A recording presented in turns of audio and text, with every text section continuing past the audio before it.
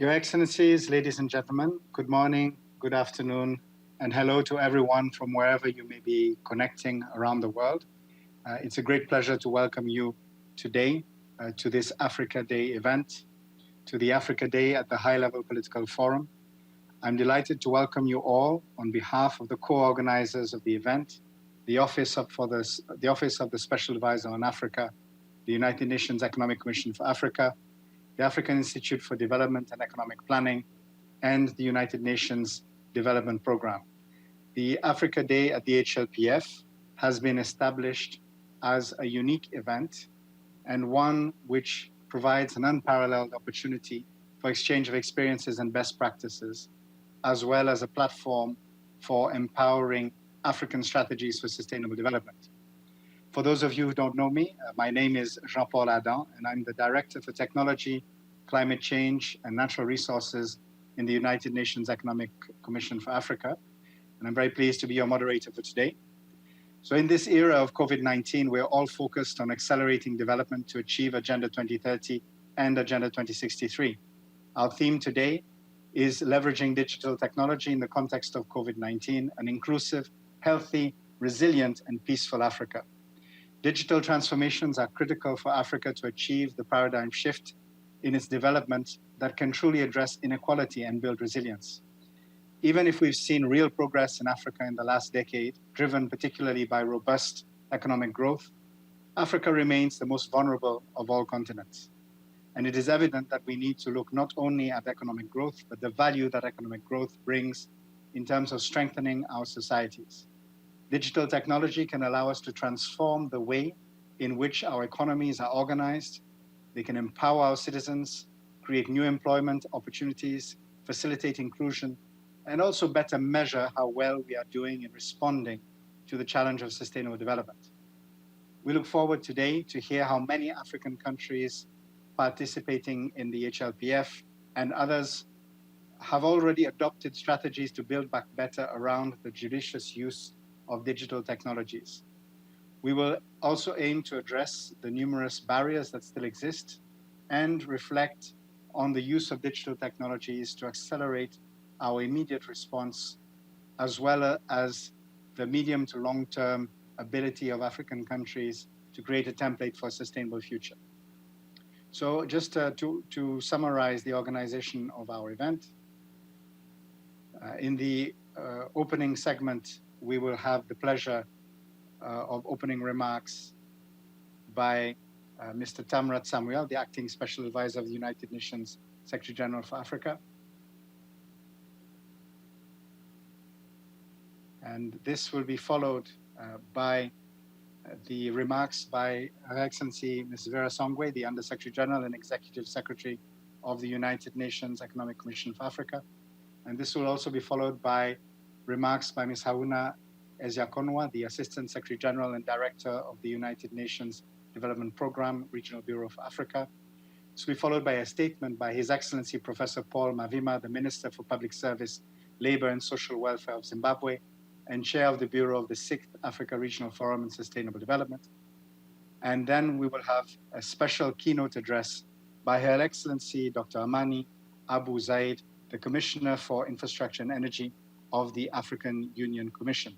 This will be followed by session 2, which will tap into the experience of African member states, particularly those that are here participating in the HLPF in terms of their voluntary national reviews.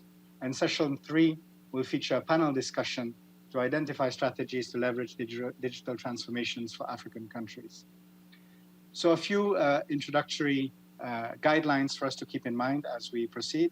For all participants who are logged into the event, you can have access to interpretation by clicking on the interpretation button, and interpretation is available in English and French.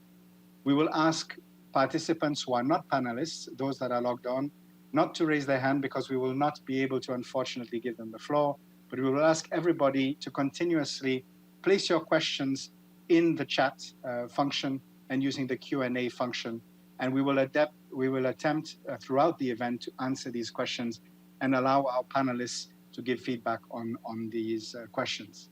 We also would like to inform all participants that you will be muted during the event. We would like to ask panelists when you're about to speak to unmute yourself so that you can take the floor once you have been given the floor.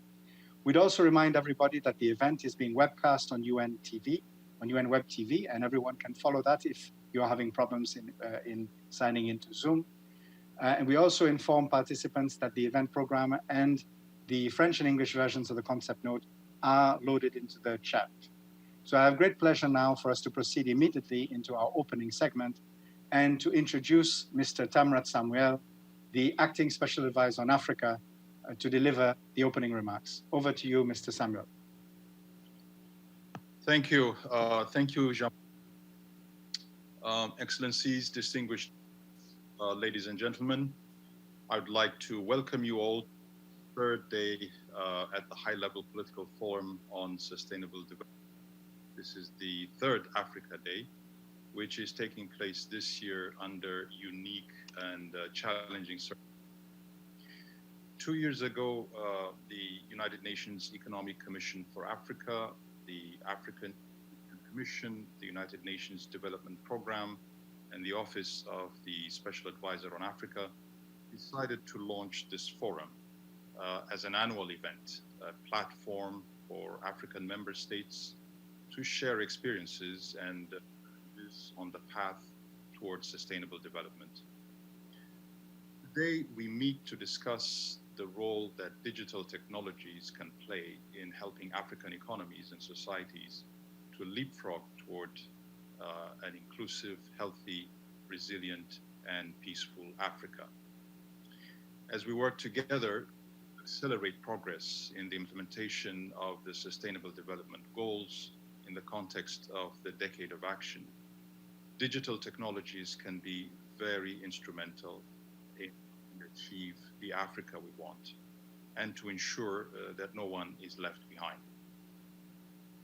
Ladies and gentlemen, a couple of months ago, in the shadow of the COVID-19 pandemic, the world was amazed to learn that Rwanda, with the support of the United Nations program, had enlisted the help of 5 anti-epidemic rowboats to fight the virus. While most countries around the world were concerned about how to curb the toll of COVID-19 on health workers, a partnership between the United Nations and an African country showcased how technology can help overcome the particular challenges posed by the pandemic in an African context. In fact, Rwanda is one of the African countries whose digital been assessed by the International Telecommunication Union as part of their ICT-centric innovation ecosystem country review. Kenya and South Africa are other countries whose case has been analyzed in the last few years. In all cases, the ITU has highlighted how strong and a clear vision can steer investment in the right direction and help build the digital infrastructure necessary to achieve success. The emerging digital ecosystem across Africa can function as a multiplier of growth and help the continent achieve economic, social, and peace and security objectives. For example, Africa's widespread growing access to smartphones and other devices has created unprecedented openings and access to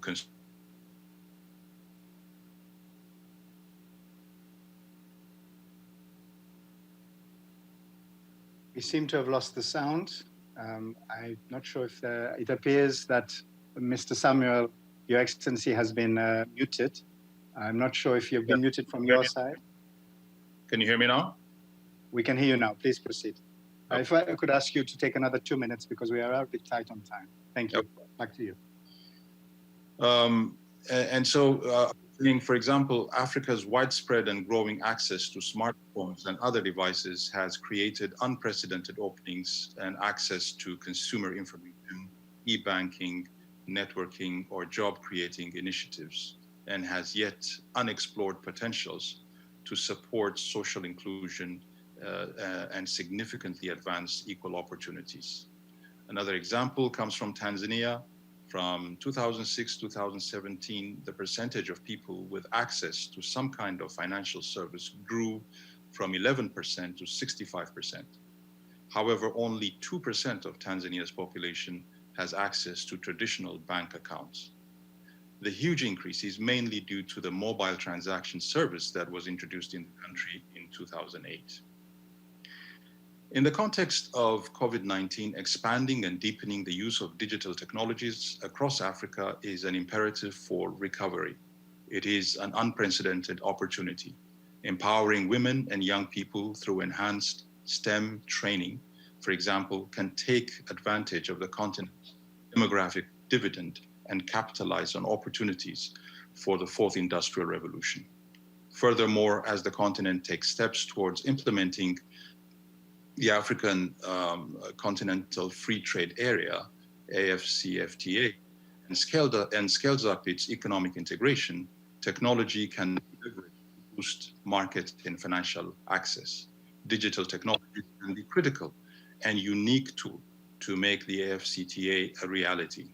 And in turn, the implementation of the free trade area can serve as a catalyst for expansion of ICT across Africa. Ladies and gentlemen, in the UN's policy brief on the impact of COVID-19 in Africa, released on May 20 this year, and which also had the privilege in coordinating its production, the Secretary General emphasized that African countries have the chance to build on the digital transformation that is taking root in Africa and adapt to the realities of the changes made urgent by the pandemic. He specifically urged increased investment in internet access, e-government, e-learning, e-justice, e-trade, and e-health to create effectiveness, efficiency, and to connect more Africans to opportunities. Ladies and gentlemen, I would like to conclude by extending my heartfelt appreciation to the organizers of today's event, namely the African Union Commission, the Economic Commission for Africa, the United Nations Development Programme, and the African Institute for Economic Development and Planning. I am especially appreciative to the colleagues from the African Union for hosting this meeting through their online platform. And now, without further ado, I would like to give the floor to Ms. Vera Kongwe, the Executive Secretary of the Economic Commission for Africa. Thank you very much. Thank you very much, Mr. Samuel. Dr. Songwe, Executive Secretary, over to you.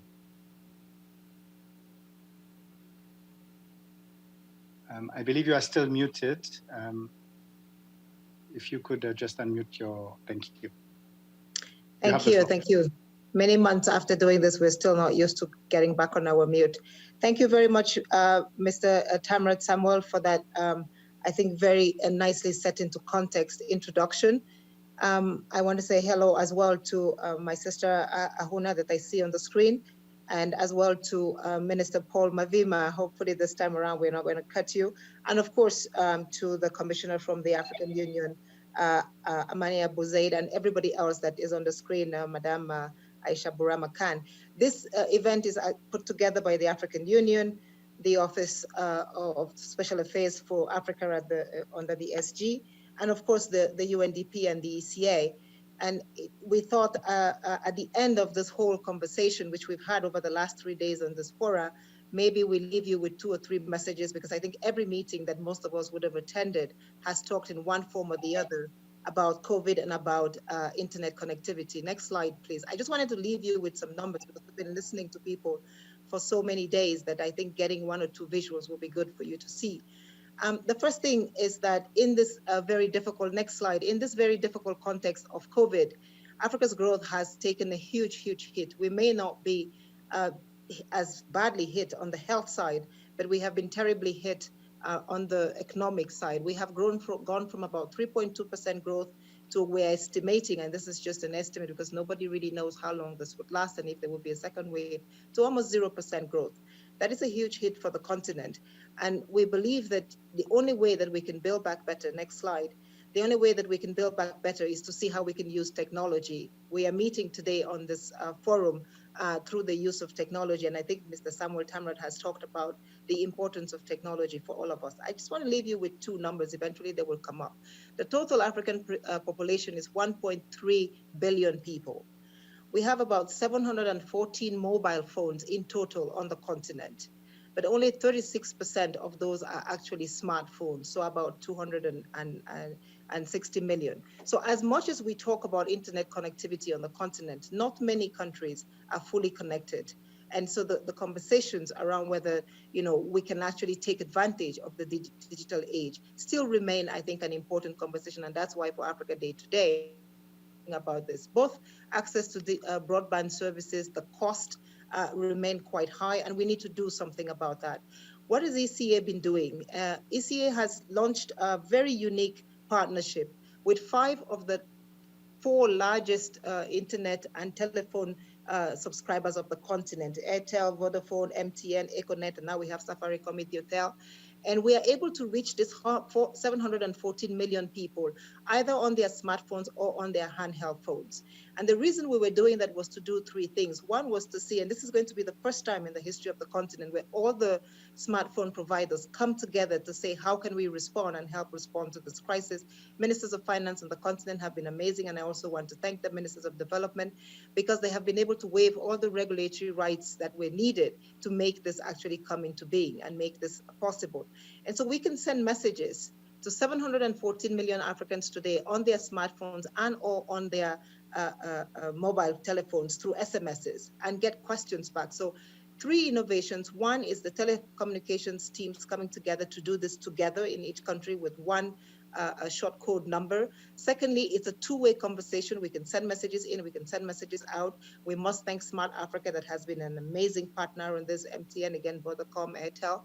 And essentially we can get information back. So just this morning, we were talking about how we can get price information, food price information, so that we can then transmit this information. A lot of times when we see food price information, we see the information about the capital city. We don't see the information on questions from sort of the further afield cities. The second thing is border controls. We know that today there's a lot of problems because of transportation and ensuring that, yes, we've closed our airlines, but there's still ground transportation happening. And we need to be careful about who is crossing borders. So on the health side, we can also use this tool, and we're working with CDC Africa very closely. Actually, we've developed a lot of the questionnaires together with CDC Africa to see on the health questionnaire what we can do. And I think this is the power of a tool like this, is to be able to give us a sense of, if we find a COVID sort of spurt or break up in a particular part of a particular country, one can eventually and immediately start interrogating the people out in that space to understand whether they have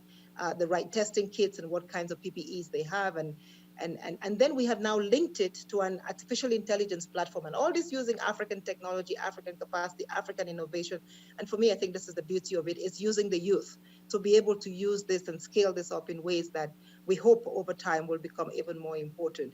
So I think I just wanted to give a sense of some of the concrete things as we talk about the importance of IT, what that we're doing right now and how we're using IT.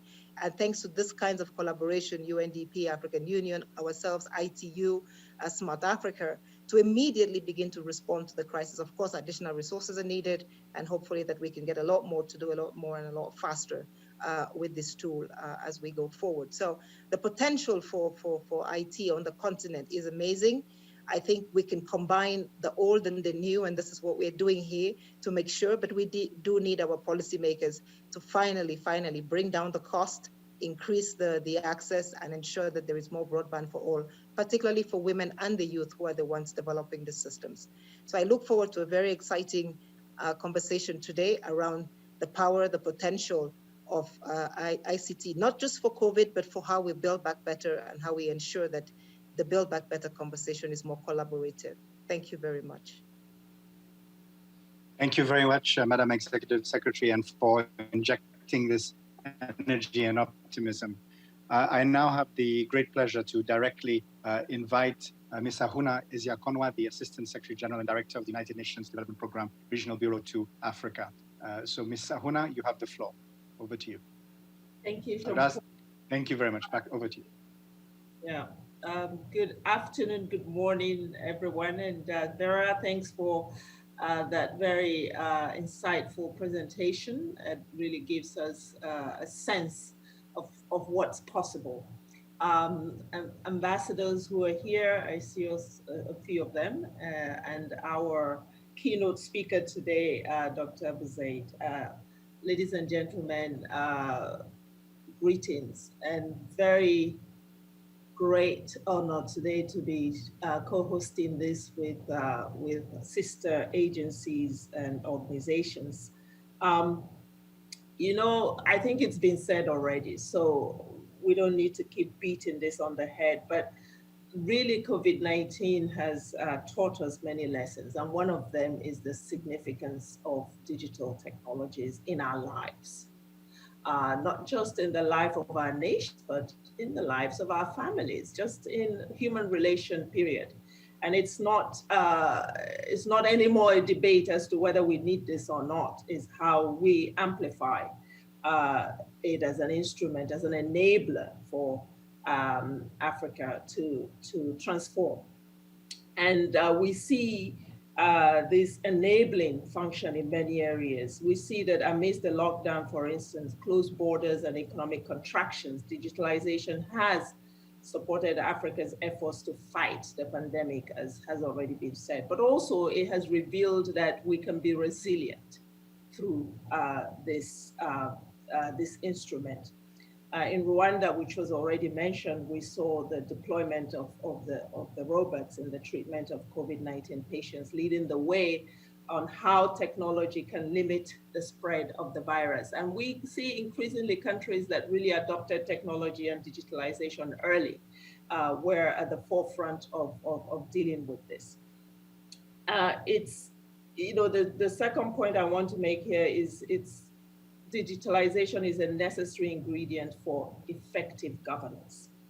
And we know that governance is at the heart, it is the foundation of development on the continent. And a pandemic such as this affected so many African countries to the point that, you know, it was disabling in a sense because government officials could not meet and some of them did fall ill. And how do you continue justice systems? How do you continue just service delivery? How do you continue communication with your population so that they're on the same page with you in how you fight this? So very important to see how governments were digitally transformed, powered digitalization, powering governance in emerge across the continent. And we actually developed at UNDP COVID-19 business continuity for governments. And that program, which we're deploying in countries like Mauritius, Namibia, Guinea-Bissau, Uganda, Mali, Central African Republic, Mauritania, and others, has shown us the potential for digitalization and e-governance to really transform the way Africa governs. And one of the areas where we're seeing dividends is in the connection between state and society, really repairing the social contract, this relationship between those who govern and those who are governed. It has created opportunities for closer access to the leaders, particularly in engagement of youth, of the youth population, access to those who are governing them. So we see potential here for really reconstructing that social contract between state and society and creating trust, transparency, and accountability in a stronger way. We're also seeing digitalization that helping to leverage the drive for equity and inclusion in Africa's socioeconomic recovery from this COVID-19. Extremely concerning that over 90% of Africa's school-going children are at home and with no continued learning. Investing also in infrastructure for e-learning, for instance, is urgent. And it is to ensure that we do not leave a generation of African children behind. And we are working on this with several UN agencies to build a strategy for e-learning and providing access to more kids to be able to learn. COVID-19 is not going to be the last pandemic. This is really what is driving the future that we see. So how do we begin to build in this infrastructure now? And I would say that as African countries work to protect livelihoods through expanding social protection schemes, digital tools are also helping them to identify the most vulnerable.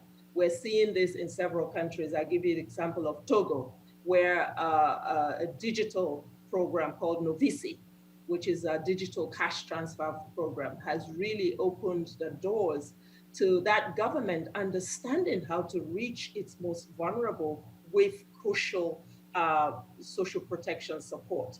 And how do we expand this kind of scheme across the continent so that we are also bridging that gap in addressing issues of social protection and welfare systems? And finally, let me just maybe name 3 points on the actions. I think Vera has said it and others too. It is imperative that investment is made in the e-infrastructure. We're not where we should be on the continent with this. Productive capacities matter. We're seeing small and medium enterprises being able to benefit and power that industry with digitalization. How do we make sure that there is access and affordability? And then finally, policies matter. We know that at the AU, there is a digitalization policy. How do we ensure that this is implemented and the support that is required for implementation and rolling out in several countries is provided?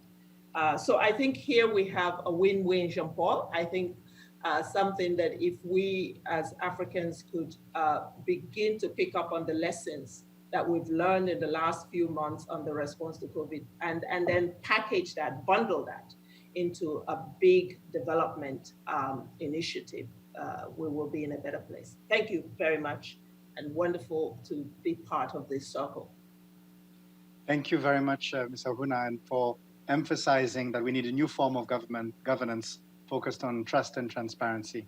I have the great pleasure now to move on and introduce His Excellency Professor Paul Mavima, the Minister of Public Service, Labour and Social Welfare of Zimbabwe, who is also the chair of the Bureau of the 6th Africa Regional Forum on Sustainable Development.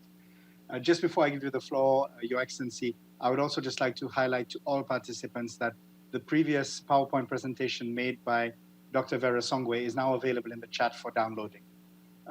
Your Excellency, Professor Mavima, Minister Mavima, I hand over the floor to you for your remarks. Thank you, Jean-Paul. Let me thank Vera, Ahuna, and Tamrat, who have already made their remarks. Excellencies, distinguished participants, I am pleased to participate in this Africa Day focused on using digital technology to transform our continent's perspectives for sustainable development. Digital technology is at the heart of strategies to achieve Agenda 2030 and Agenda 2063, and in particular to allow us to accelerate action on the delivery of both agendas. Importantly, technologies manifested in the 4th industrial revolution, such as artificial intelligence, robotics, big data, and cloud computing, are transforming the nature of dynamics of production and distribution. Studies by the World Economic Forum and Accenture indicate that realization of the 4th industrial revolution could deliver around $100 trillion to business and society in the next decade. Africa is growing through digitization. For example, in several African countries, the digital economy is becoming one of the main drivers of growth, accounting for more than 5% of GDP. The mobile economy was forecast to reach 7.6%, which is about 214 billion of the overall African GDP by 2020. This is a rise from 6.7% of the overall GDP in Africa in 2016, representing $153 billion. In the last 10 years, the continent has recorded the highest global growth in internet access, with an increase of 23.1% from 5.1% in 2005 to 28.2% in 2018. Vera has already indicated the absolute figures that we are seeing as far as mobile telephony is concerned, including the fact that we are also increasing in terms of smart telephones. However, close to 70% of Africans still don't have access to the internet. And that is a worrying phenomenon, given that business will take place on the internet in the next decade. To harness the opportunities of digital transformation, the African Union's Digital Transformation Strategy for Africa 2020 to 2030, which was endorsed in February this year, provides a blueprint for transforming the continent's economies and societies. The backdrop of COVID-19 reinforces the need for Africa to embrace digital transformation to accelerate job creation and improve livelihoods. That Rwanda example that was shared, and the communication that is taking place via internet are very good cases for harnessing technology through the internet. The PCA estimates a 1 month full lockdown to cost Africa about 2.5% of the GDP, which is 65, while exports and imports of African countries are projected to drop by at least 35% compared to 2019.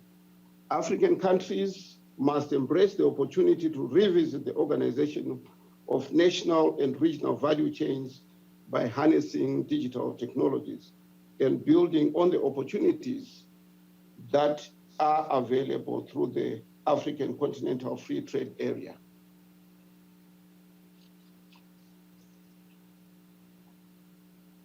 African countries have been actively employing digital technologies to respond to COVID-19, ranging from pandemic tracker tools to applying ringtone audio messages, educating people on how to prevent coronavirus. It's time to harness the tremendous potential of digitization to reduce poverty and thereby improve access to health, education, and employment opportunities, particularly in rural and remote areas. Access and affordability are still a challenge. Africa has the highest average costs of internet access. There is a need to build the necessary digital infrastructure to reduce this digital gap. And I think Hauna has made that point very clearly. Capacity building and skill development will also be critical to ensure that adequate workforce is available in Africa, especially to capitalize on the opportunities offered by industrialization through the African Continental Free Trade Area reforms and by the energized private sector that embraces digital technologies. Implementation of the SDGs and the Agenda 2063 goals requires improving the skills of the people, especially of women, children, and the youths, older citizens, persons with disabilities, and other groups geared towards future jobs. To conclude, Your Excellencies, I would like to acknowledge the work done by the Economic Commission for Africa through the Center of Excellence for Digital Identity, Trade and Economy to support member countries to fully harness the potential of digitization.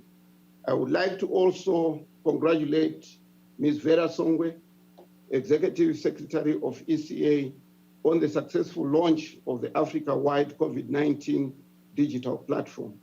This platform will support each country's national COVID-19 task force to enhance its ability to analyze the situation and implement the necessary responses, and also to direct resources to mitigate and curb the health and economic impacts of the pandemic. Thank you very much. Thank you very much, Your Excellency, Minister Mavhima, for these excellent remarks that have really highlighted what Africa is already doing and what we can do. I now have very great pleasure to invite our keynote address from Her Excellency Dr. Amani Abu Zaid, the Commissioner for Infrastructure and Energy of the African Union Commission. Dr. Abu Zaid, you have the floor. Thank you very much, Jean-Paul, and allow me at the outset to express really my happiness and gratitude for inviting me to this very important event, and to thank their excellencies, Mr. Tamrat, my sister Vera, my sister Ahuna, Professor Mavhima, also for the very valuable welcoming remarks. I see lots of friends also on the screen. So I'm really happy to see this excellent presence for in this event. You know, COVID-19, as it has been said in the earlier interventions, has become the largest health, social, and economic threat for the world in this century. It has caused tragic losses of lives, affected the way we live, work, and is causing social and economic changes that are likely to have implications for many years to come. With the introduction of COVID-19 related restrictions, the importance of digital technologies in business, healthcare, education, and public services has been brought to the fore.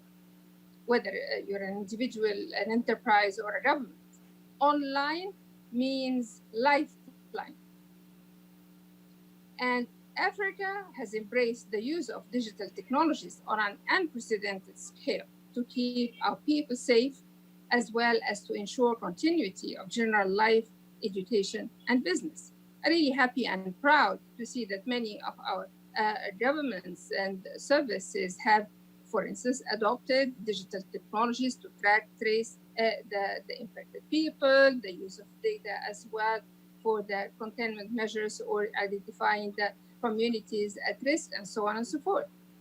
The pandemic has thus accelerated the process of digital transformation across almost all sectors and became the single biggest catalyst for digital transformation in Africa. So the question is no longer why, but how and how fast. So in a way, in this crisis and difficult time, we are also seeing an opportunity for Africa to rethink our development based on a digital economy. And we should use digital technologies and what it offers as a chance to unlock new pathways for rapid economic growth, for innovation, for job creation, access to services that would have been unimaginable only a decade ago, actually unimaginable only 3 months ago. The labor market of the future, as you know, will require new skills, including digital fluency, creative thinking, problem solving, collaboration, empathy, and adaptability.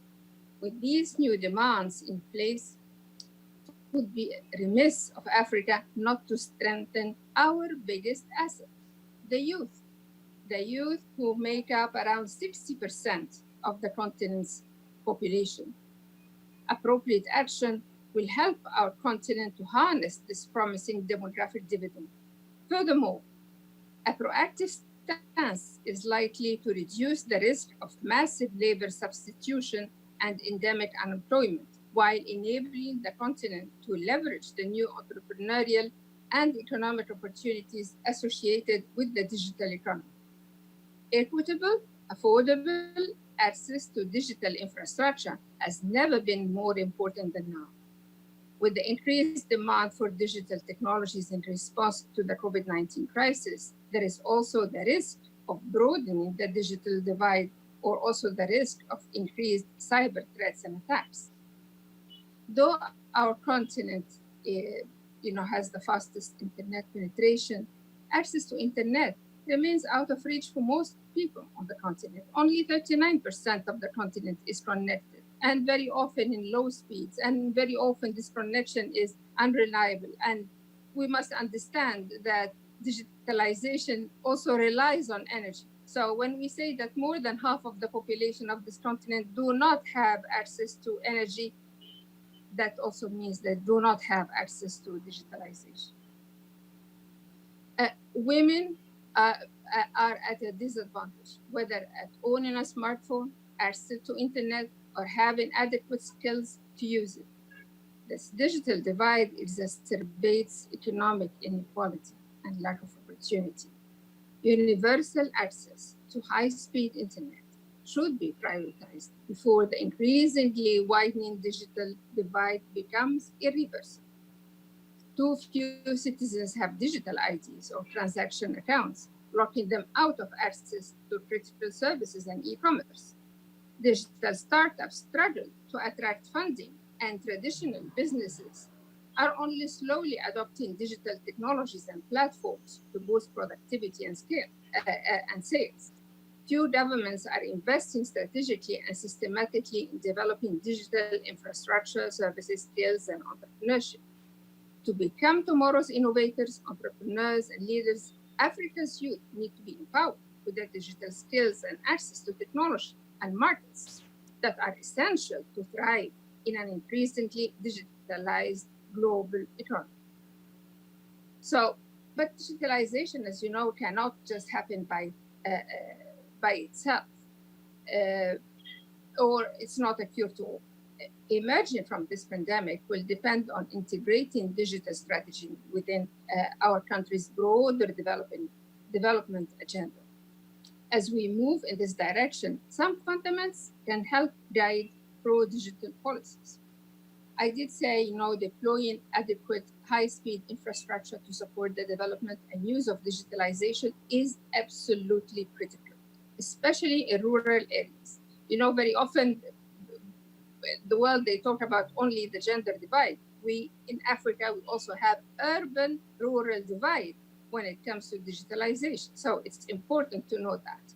And it's important to know that decentralized electricity grids can help develop Africa's energy capabilities while supporting digital infrastructure. So we have here a win-win situation where digital reinforces energy, and energy reinforces and supports digital. Investing in digital skills and reskilling. Nearly 500 million people in Africa have mobile broadband coverage, but do not access it. This clearly points out to more complex barriers to digital inclusion than simply network coverage. Low digital skills and demand is one of the biggest barriers to digital entrepreneurship.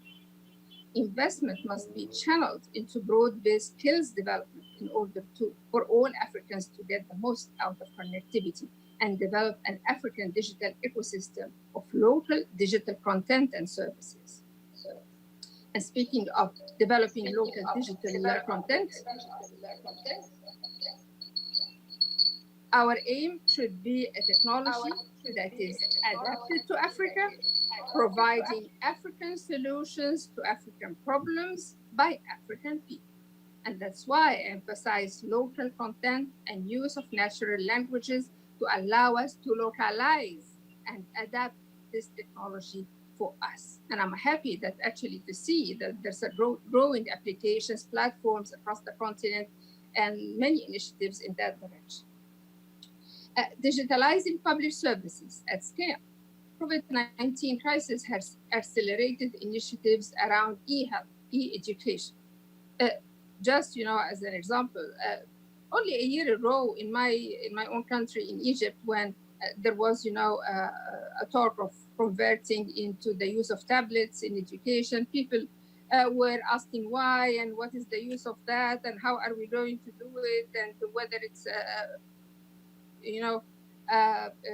useful for any purpose. In March, when restrictions happened and lockdowns, no one, not a single voice, criticized, the use of e-education. On the contrary, everybody has seen that it has saved, the day by allowing all our children to get the education that is needed. So that is really the power of digitalization. It happened within months. Thank God. I mean, that in this case, the country was prepared a year ago. But this is also gives us, an idea of the kind of resilience measures and preparedness that we need to put in place in order to not only to recover, but also to allow our countries, to develop and go much further, even to live from. So the initiatives around e-health, e-education, the use of e-learning platforms has surged across Africa. Often many hundreds percent backed by governments working with telecom companies to zero-rate online education resources. Public-private partnerships are now being established to scale these efforts, providing the entire public with high-quality digital health and education services that would lock in the digital society for good. Building capabilities in cybersecurity and in ensuring privacy and data protection is another area that we should very much look at. Last but not least, women's livelihoods are disproportionately impacted by the crisis, including the risk that many girls are pulled out of education for good during or after lockdowns. If we do not proactively address these inequalities, digital growth across Africa will remain skewed along gender lines. Partnerships and collaboration are important. Collectively and through multi-stakeholder partnerships, we must all rally around African digitalization as one of the key development challenges of the decade. And in that respect, I do very much welcome the Secretary General's call for a roadmap for digital collaboration. And I see that it's very important in this day and age that we break the silos, that we work together. It's important for this world to use technology to become one, so that digitalization becomes also a unifying tool, not just a technology tool. Excellencies, distinguished participants, the swift containment measures taken by our governments and more digital services in Africa, even if in its current relatively nascent forms, has helped us in a way to absorb some of the massive shocks caused by COVID-19. Our greatest hope is that the virus will soon be contained and future suffering greatly curtailed. With Africa now on alert, both the public and private sectors are likely to create digital contingency plans to deal with eventual future large-scale crises, but mostly with post-COVID recovery. As you know, and it was mentioned, the African Union, with together with UNECA, together with ITU, Smart Africa, African REX, and many other institutions, has developed a comprehensive socio-economic response to the COVID-19 health pandemic, but also the digital transformation strategy. And in our response for the pandemic, digitalization plays an important role as it supports, as I said, preparedness and resilience.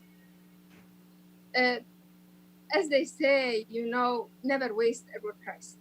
We have a unique opportunity to shape recovery and to chart our future by harnessing the digital economy as a driver of growth and innovation, by expediting the implementation of Africa's digital transformation strategy, and adapting to rapid changes, including the shift to digital age, requires that we invest in people in new ways. We will need to empower new working models, ensure everyone's health and safety, close the widening energy and digital divides, and invest in the technology enabling this new age of connectivity. The current times present us with the possibility to reinvent our future by making better choices, being more proactive, and adaptive, and by thinking differently. This will require a great deal of innovation and courage. Our hope and actions should be focused on a more inclusive, green, tech-enabled future. And I think. Thank you very much, Dr. Amani Abu Zaid. We really appreciate your intervention and your participation in today's event. The African Union is the leader in terms of this strategy around the digitalization in the African continent, and we look forward to working with you towards its implementation. I would like to thank all of our eminent panelists for their remarks in this introductory opening session. I think we have a lot of food for thought for us to go into our next session, where we will be having a panel with participation from numerous high-level participants, including ministers that have been involved in the presentation of their voluntary national reviews. As we move to the next session, we have a moment while the co-hosts are being changed and the various additional panelists are being brought onto the platform to allow them to make their interventions. I would like to ask everyone in this next session if we could really focus on time management. The format of this session is more interactive. We are also taking note of the various questions that are being posted in the chat, and I encourage people to continue to post questions because we will have the opportunity a little bit later on. We hope, if we manage our time judiciously, to be able to respond to some of those key questions. So as we start this next session, I would like to mention a few guiding questions that will allow us to address our theme. Firstly, given the special and interlinked nature of the challenges facing African countries in the implementation of SDGs and the Agenda 2063, what are concrete examples of policies and interventions that have successfully leveraged digital technologies to create opportunities to implement the agendas? Secondly, how has technology been used to bridge the digital divide and extend the benefit of digital revolution to those most disadvantaged and excluded, while of course also promoting greater equality and inclusion? Third question, how might the COVID-19 pandemic present opportunities? As the Commissioner from the African Union has mentioned in her remarks, never waste a good crisis. How does the pandemic present opportunities to catalyze the adoption of digital technology for development, for example, by strengthening health services or fast-tracking regional trade and financial integration? And the last guiding question, in this post-COVID-19 period, the African Continental Free Trade Area offers the best platform for Africa to build back better and deliver inclusive and sustainable development for all her citizens. So how can Africa's development partnerships be further engaged towards building capacities to serve this regional integration, regional trade, AFCFTA agenda, and other priorities that are linked to the SDGs and Agenda 2063? So we have great pleasure to start by inviting Her Excellency, the Minister from the Democratic Republic of Congo. J'ai le plaisir d'inviter Son Excellence Madame Élysée Munembwe, le vice-premier ministre et le ministre du Plan. The pleasure of inviting Ms. Élysée Munembwe Tamunkumwe, Deputy Prime Minister and Minister of Plan of the Democratic Republic of Congo. I am going to invite you to spend a few minutes to share your opinion. Merci beaucoup, mesdames et messieurs. Thank you very much, ladies and gentlemen, ministers, Undersecretary to the Secretary General, Special Advisor. The DRC has made Agenda 2030 a pillar of its development plans. A national plan for development was adopted in 2019 based on Agenda 2030. These 5 directives or pillars were prepared in order to head towards the completion of the SDGs. The influence of COVID-19 has made development more difficult, which calls for a better definition and implementation of urgent actions. It's in this context that the government of the Democratic Republic of Congo has prepared a multi-sector program for lessening the impact of COVID-19.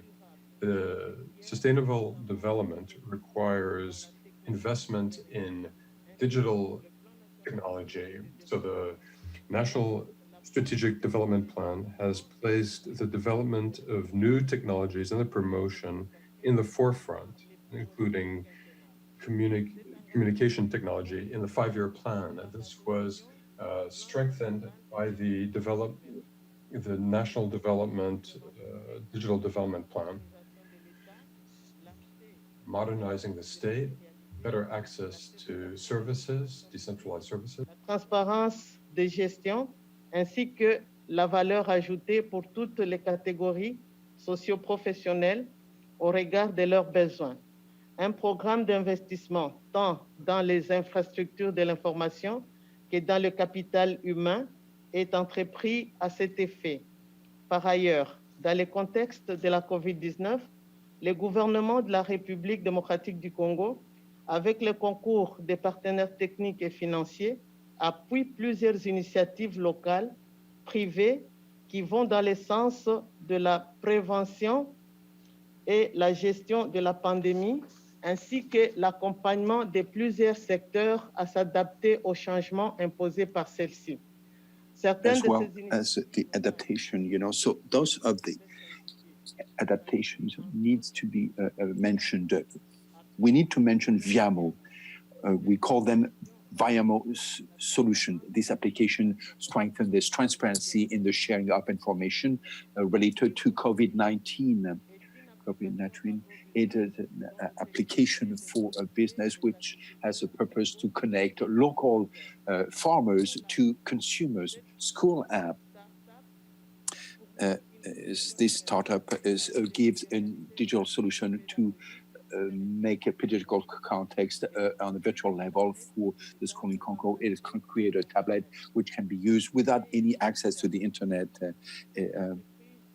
It's another service. So this platform offers a service that allows to make automatic all school management tasks. MalPay is a financial solution to help healthcare services for close ones, and is accessible by the Diaspora. Several other initiatives that I've mentioned here have been carried out in several other areas that I haven't mentioned today, and the initial results are very encouraging.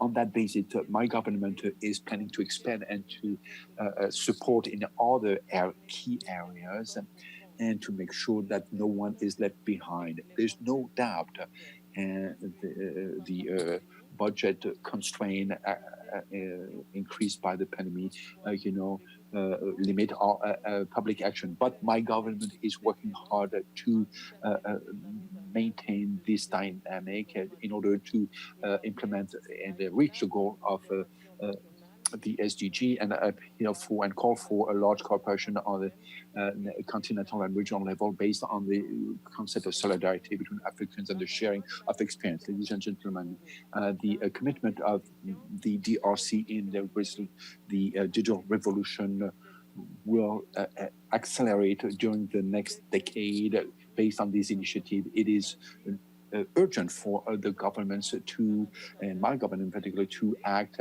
to fill the delay and catch up with the delay it has in the meeting of the SDG.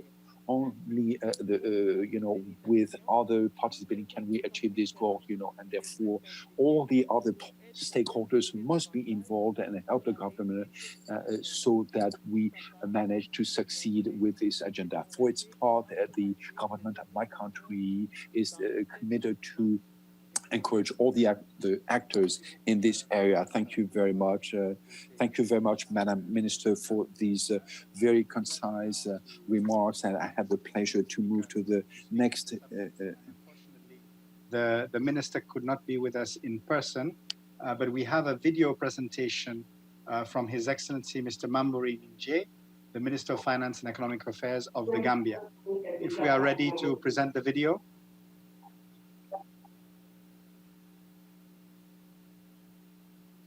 I think we have a sound problem. If we can, okay.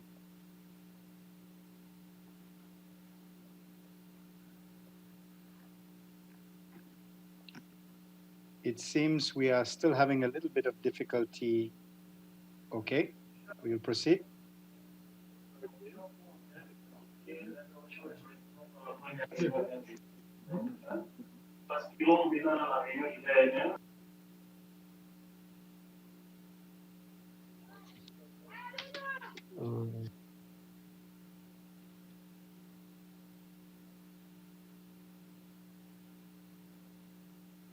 Your Excellencies, ladies and gentlemen, it appears that we have a problem with the sound with the video. I think because we are very tight on time, if we can propose that the technical team can have a look at the sound and try and address the issue of sound.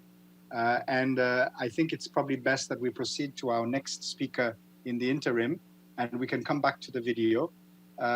So I would like to invite Her Excellency, the Minister from Niger, Votre Excellence, Madame la Ministre Aïchatou Boulama Kane, la ministre du Plan du Niger. Si vous êtes en ligne, je peux vous passer la parole. Si Minister of Planning of Niger, if you are in line online, you can start speaking. And if you could keep it to 2 or 3 minutes, it would allow so that us to have a debate at the end. Madam Minister, you have the floor. Thank you. Can you hear me? Nous entendons parfaitement. We can hear you very well, Excellency. Please. So thank you. I would like to associate myself with and join all the others that have spoken with before me to thank the United Nations for organizing this high-level panel, which is discussing a very key issue for us. The issues that are being debated are issues that are critical, and also present some difficulties, especially right now.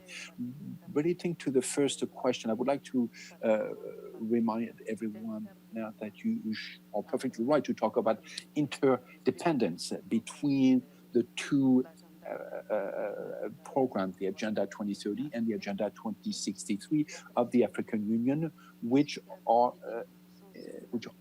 aimed at meeting the challenges of Africa, but that are also challenges that vary from one country to the others in Africa, and they take various forms. That's the case of my country, in Niger, where we have, based on our situation, we have, we're working on meeting the goals of both agendas, and that's part of our inclusive and growth and development for our country.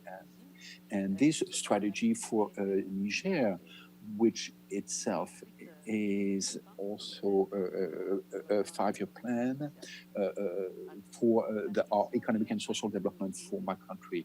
Now, the issue of digital technologies is at the core of our strategy, whether we're talking about the Sustainable Development Strategy or the Social and Economic Development Strategy.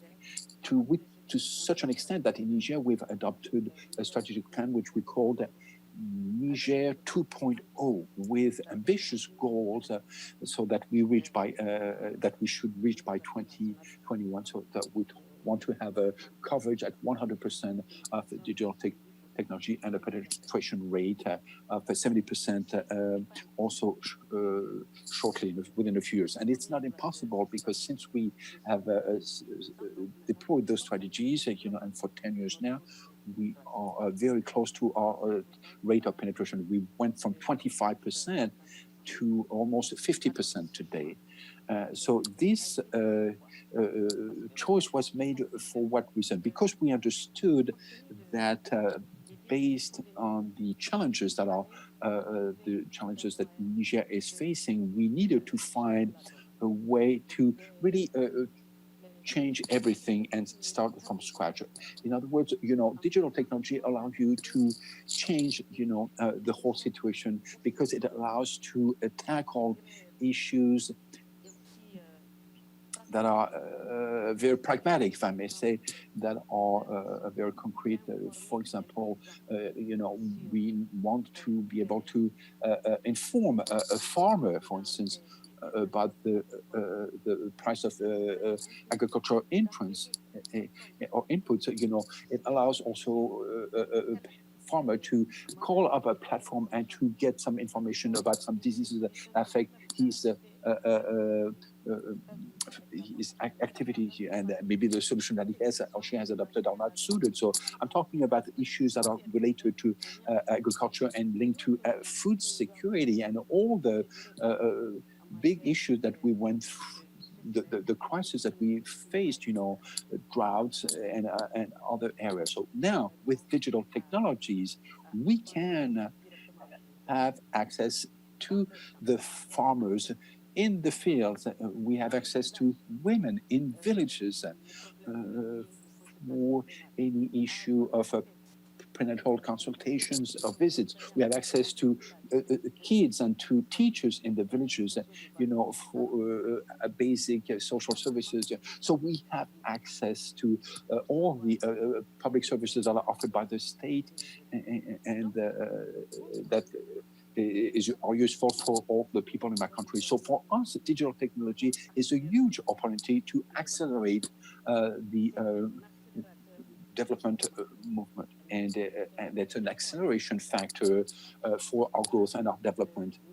And that is why Niger 2.0 is based on 4 pillars, and one of those pillars is very important. It is the development of smart villages, through which and for which, in fact, we've just mobilized an important funding in order to try to work in more than 2,000 villages in Niger. Allow me.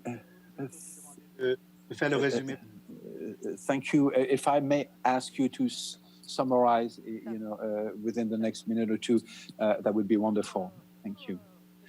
Yes, certainly. And so maybe I could, now to address the issue of the linkage with COVID-19. I think that the COVID crisis, when it arrived, we were already prepared, and to seize the opportunity of the digital technologies to adapt ourselves and to the situation, and our government was ready to work remotely. In fact, even the commission that is in charge of managing the crisis was able to work remotely, and this is why we set up, a system also to allow for teachers to work remotely, and a platform was set up to allow, doctors to organize visits on a remote basis. I will stop there, therefore.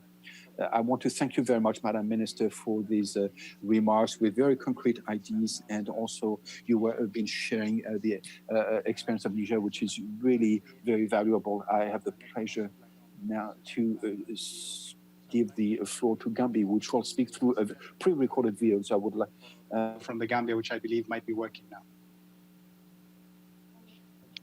Gambia's National Development Plan, NDP, 2018. Recognize ICT as one of the critical enablers for economic growth. The intervention in the NDP are geared towards fostering innovation, creating employment. Panelists, please mute your microphones so we can't have any background sound. Thank you. Across all sectors.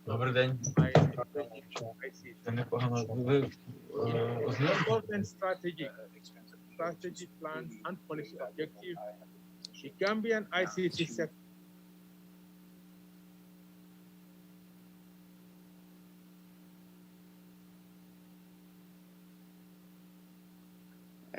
Excellencies, ladies and gentlemen, we seem to have lost the sound again.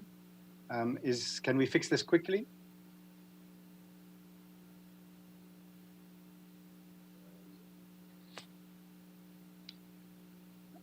It seems that the sound is still problematic. While we try to fix the sound, if I could ask the minister from Libya to stand by, because I will give them the floor shortly after. Policy 2018 to 2028 aim to pursue a strategy directed to the development. The Gambia's National Development Plan, NDP, 2018-2021 recognizes ICT as one of the critical enablers for economic growth. The intervention in the NDP are geared towards fostering innovation, creating employment and employability, and enhancing productivity across all sectors by leveraging ICT. In pursuit of government strategy plans and policy objectives, the Gambian ICT sector has undergone profound transformation and expansion. This progression was enabled by liberalization policies led by government, as well as the connection to the Africa coast to Europe is submarine cable. Fiber optic cables has been laid across the country, and this has led to the growth in the sector and made it one of the main contributors to the GDP of the country. Moreover, government is striving to harness the benefits of ICT in all sectors of the economy for equitable development. Measures include development of ICT policy 2018 to 2028 aim to pursue a strategy directed to the development, deployment, and exploitation of ICT within society to support delivery of health, education, government, and social services to facilitate the acceleration of development of the nation's economy through the development of ICT, where a reasonable large proportion of the population have access to information and communication technology products and services. A national science and technology policy 2013 to 2022 exists to promote the harnessing of science, technology, and innovation for vibrant and sustainable socio-economic growth and development for improved quality of life of the population through an effective utilization of STI for the socio-economic transformation of the Gambia and its increased integration into the world economy. In terms of potential opportunities, the liberalization of the sector through the Information and Communication Act allow the development of a dynamic and competitive market. ICT has the potential to transform the Gambia into a digital economy and boost growth, facilitating financial transactions and the ease of doing business. It has also the potential for socio-economic transformation with increased utilization in the rural economy, helping to enhance market opportunities for agricultural products, contributing to empowering women. Government will continue to work very hard to strengthen sector coordination and regulation to help improve the quality and relevant ICT skills development programs, improve micro, small, and medium-sized enterprises' productive capacity and market linkages, and foster entrepreneurialism and business growth.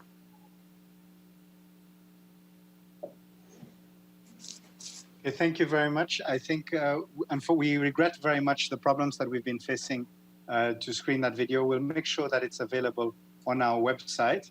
And I would like to now invite Her Excellency, the Minister of Planning of Libya, His Excellency Dr. Taher Jahaimi. Over to you, Dr. Taher. Thank you very much, Mr. Adam. Excellencies, distinguished participants, good morning or good afternoon. I'm pleased to participate in Africa Day at the high-level political forum in the context of Libya's participation this year in presenting its first VNR.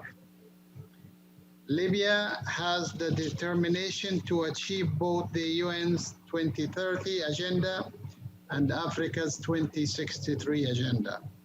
However, Africa's prosperity in general and Libya's in particular cannot be achieved without needed comprehensive socio-economic reforms and without peace and security. Plans to implement the 2030 agenda and the 2063 agenda will be incorporated in developing national strategies informed by empirical and analytical research with expanded opportunities of peer learning and experiences regarding areas of common interests and shared goals, including climate action, youth education, women's empowerment, food systems, data and statistics, trade, science, technology and innovation, and stakeholder engagement. Achieving SDGs and effectively ensuring that no one is left behind. Education and research in Libya is fully financed by the government, except for private schools and universities. At school year 2018-2019, male students represented about 52% of the total number of students at the elementary stage. However, at the university level, the situation is reversed, with female students representing about 53% of the student population. Libya has 24 universities with 27 technical schools, and in addition to that, 112 technical institutes. These learning institutions should be capable of helping realize the recommendation of the 6th Africa Regional Forum on Sustainable Development regarding the empowerment of women and young people with digital skills and enhanced training in science, technology, engineering, and mathematics. Libya has adopted distance learning programs since the 1980s and in due course incorporated e-learning programs which have delivered the curricula and teaching programs via different methods, including printed, online, and audiovisual materials to ensure the accessibility to education for all the population, and recently with a focus on internal displaced people due to armed conflict. The largest improvement in internet and communications technology has been in the mobile sector. Mobile communication access has expanded rapidly in the country in recent years. The data on this are similar to that of developed countries. About 43% of the population now has access to mobile internet. As a matter of fact, Libya is one of the few countries that are introducing the mobile 5G technology. However, the unprecedented COVID-19 pandemic crisis has shown how vital is the role of digital technologies and has accelerated the digitization of many businesses and services, including teleworking and conferencing systems in and out of the workplace. The same for healthcare, education, and essential goods and services. The impact of COVID-19 on women and youth unemployment and skills development in Libya highlights the need to invest in digital skill development to accelerate and leverage Libya's digital transformation and thus ensure an inclusive and sustainable short and long-term recovery. The COVID-19 pandemic is an immense challenge to achieving the outcome of the SDGs as it impacts economic growth, employment, as well as the fiscal space. We need to meet the challenge. With this, I conclude and thank you very much, ladies and gentlemen, and I hope you'll excuse me that I have to move now to the other ongoing meeting to present Libya's VNR. Thank you very much. Thank you very much, Honorable Minister, and we wish you all the best for the VNR. J'ai le plaisir maintenant d'inviter Son Excellence. I'm pleased to invite Mrs. Excellency El Wafi, Delegate Minister, the Minister of Foreign Affairs in the Kingdom of Morocco. Madam Minister, you have the floor. Thank you, dear Adam, ladies and gentlemen, excellencies. It is an honor and pleasure to take part to this high-level forum in the framework of Africa Day. I would like to thank the organizers of this meeting to convening me to this meeting to share our views on implementing 2030 agenda. As you know, Morocco is taking part to this initiative, the SDGs. So Morocco is willing to take the impetus in involving all national stakeholders in implementing the be made through this mobilizing all stakeholders, investing all of us in over the long run. And as regard 2030 agenda, 4 years after assessing this initiative, Morocco have observed significant progress as regard implementation of SDGs. First, we have targets which are already met over the past years.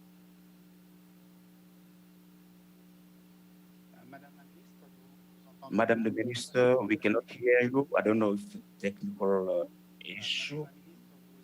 Madam the Minister, your microphone was muted.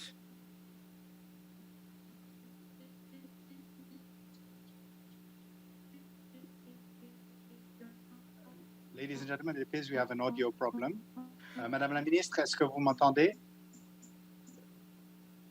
Je crois qu'on a un problème. Madame the Minister, can you hear me? We are facing a challenge here to hear you. La généralisation. Maintenant, c'est bon? C'est bon? Alors, oui, Madame la Ministre. Vous m'entendez maintenant? Là, on vous entend. Madame the Minister, we can hear you now. We can hear you very well now, but we spent some seconds without hearing you. Réalisées, des cibles sont déjà atteintes 10 ans avant leurs échéances, à savoir l'éradication de la faim, la réduction de la mortalité maternelle et infantile, la généralisation de la scolarisation primaire, surtout pour les filles et les garçons, dans tous les cycles scolaires, et la généralisation de l'accès à l'eau et à l'électricité grâce au projet ambitieux lancé par Sa Majesté le roi Mohammed VI, les énergies renouvelables. Des cibles seront atteintes avant 2030. Avant 2030, c'est notamment le cas de la lutte contre la pauvreté, l'amélioration de la nutrition des enfants de moins de 5 ans et la généralisation de la scolarisation de tous les cycles scolaires. Des cycles présentent des défis majeurs dont le Maroc est conscient et œuvre pour les relever. À l'horizon 2030, il s'agit en particulier de la réduction des inégalités sociales, territoriales et de genre, la promotion de la croissance économique et de l'emploi décent, notamment pour les jeunes et les femmes, la préservation commencée de la biodiversité marine et la lutte contre le changement climatique. Ces avancées réalisées sont le résultat de la combinaison de certains facteurs qui ont favorisé la dynamique positive autour des ODD au Maroc. Premièrement, les progrès réalisés au Royaume du Maroc sont le résultat de la politique volontariste en matière de développement durable, érigée en priorité par Sa Majesté le roi Mohammed, favorisant une adéquation franche entre les engagements nationaux. The commitment in international Morocco. Second, implementing institutional framework as the issue was exacerbated, as governance, mobilization of all stakeholders, governmental and non-governmental, and sensitize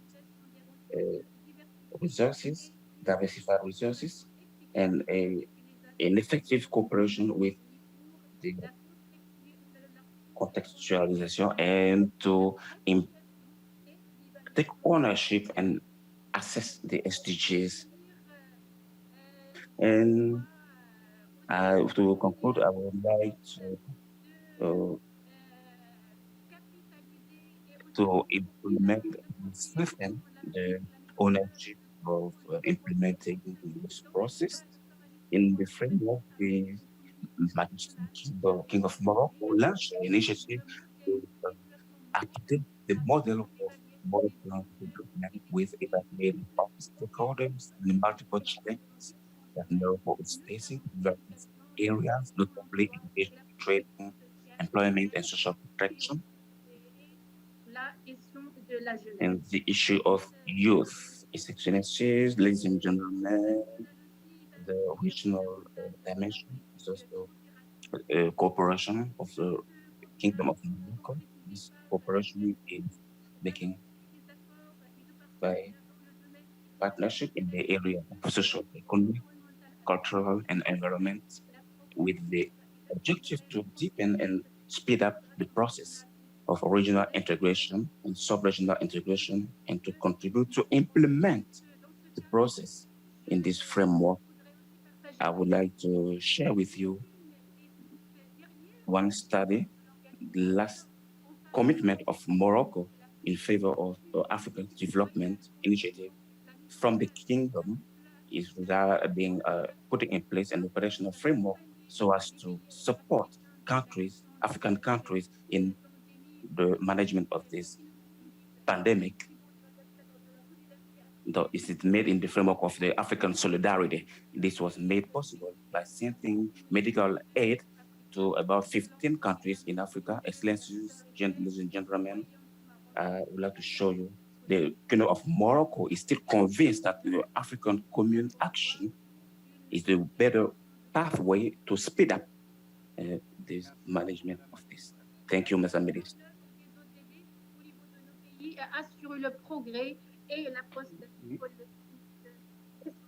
Merci, Madame la Ministre.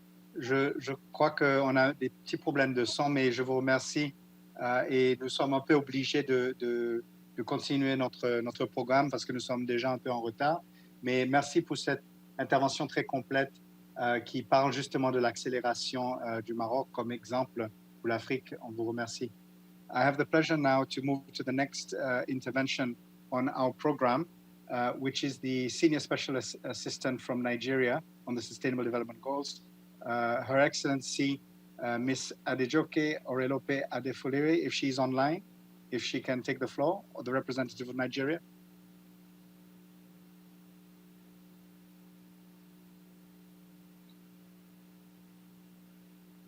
Is the representative of Nigeria online? I don't see them taking the floor. Then I would like to then proceed to invite the Deputy Minister from Liberia, His Excellency Mr. Augustus Flomo, if he's online, to take the floor.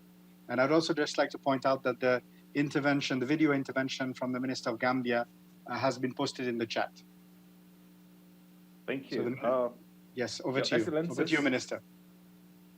Excellencies, please, I am pleased to be participating in the VNR this year, presenting Liberia's report of the VNR on this day. The topic under discussion is a very critical topic that we all see very important to the existence of our respective countries and our economy. Liberia sees digital transformation as a critical piece in leapfrogging in its development agenda. Liberia, in its new National Development Program, which was adopted in 2018, provides a platform where infrastructural development, agriculture, human capital development, and digital transformation and economic activities is highlighted at the core of the development program. In its agenda of transforming the economic gains that we have had over the last years coming from the civil crisis, Liberia looks forward to improving its digital space and ensuring that issues around health, socio-economic activities, and e-learning are promoted on the digital platform. Hence, digital transformation for us in Africa remain very cardinal. I will give you an example of why digital transformation is important for us in Liberia. Since COVID, there have been a number of innovation in Liberia. For example, the introduction of a rapid assessment on the health status of individual citizens. The private sector firms and the government of Liberia public health entity work together to establish the rapid health assessment platform, which can be accessed digitally by the use of a mobile phone. And the system adapted has helped the country to be able to identify zones that are classified as hotspots for COVID-19 in Liberia across the country. So we see digital transformation becoming more critical in our new life. I call it new life, or we call it new life, because of the fact that we, for many years in Africa, have worked digitally, have participated in our digital programs, but we have not been able to aggressively engage the critical issues that digital transformation continue to bring our path. For example, some key challenges that we continue to be faced with include inadequate financing of our digital programs, and institutional capacity and individual human capacity that are also limited across countries. So know-how become a critical piece that we have to consider in our development execution. Cross-country knowledge sharing and transfer of knowledge remain very critical to the existence of our country, and also ensuring that our continent become digitally smart. Africa cannot continue to wait, and we cannot waste the opportunity. We call this an opportunity because we've seen an example of how digital systems can help to transform countries' ability in responding to health, education, economy, and others. The capacity development of our sector, the digital sector, will help us to build the kind of know-how and promote digital data that can be more reliable and sustainable to respond to our development needs. Hence, we see that weak connectivity as a challenge and high cost of broadband systems remain critical for us to look at as well. So sharpening our knowledge and sharpening our skills will help us enhance the transfer of our systems, working using e-governance as a way of intervening. Today, we work from homes. Today, as ministers of government, we sit at the comfort of our homes to provide support and supervision to our teams using digital platforms. We use our mobile phones to provide information. We sign documents, instruments online, providing the opportunity for services to continue even in the midst of where lives have been lost. So we see digital transformation and digital technology as critical and should not be one of those political statements that we've made for many years in Africa, where we see digital transformation as key. We have to take the appropriate actions. Africa now cannot continue to wait and continue to hold back on its progress using the normal political comments. So we in Liberia continue to reconcile the issues around implementation of the 2030 agenda and the 2063 Africa agenda as well with our national development programs to ensure that they are well aligned and work in hands to promote our development agenda, but at the same time meeting the international standards of our agreed framework, the Agenda 2030 and Agenda 2063. We believe that going forward, we should begin to look at solving our common challenges. For example, attracting private sector investment and enhancing collaboration and partnership between governments and private sector to grow our infrastructure in the digital space.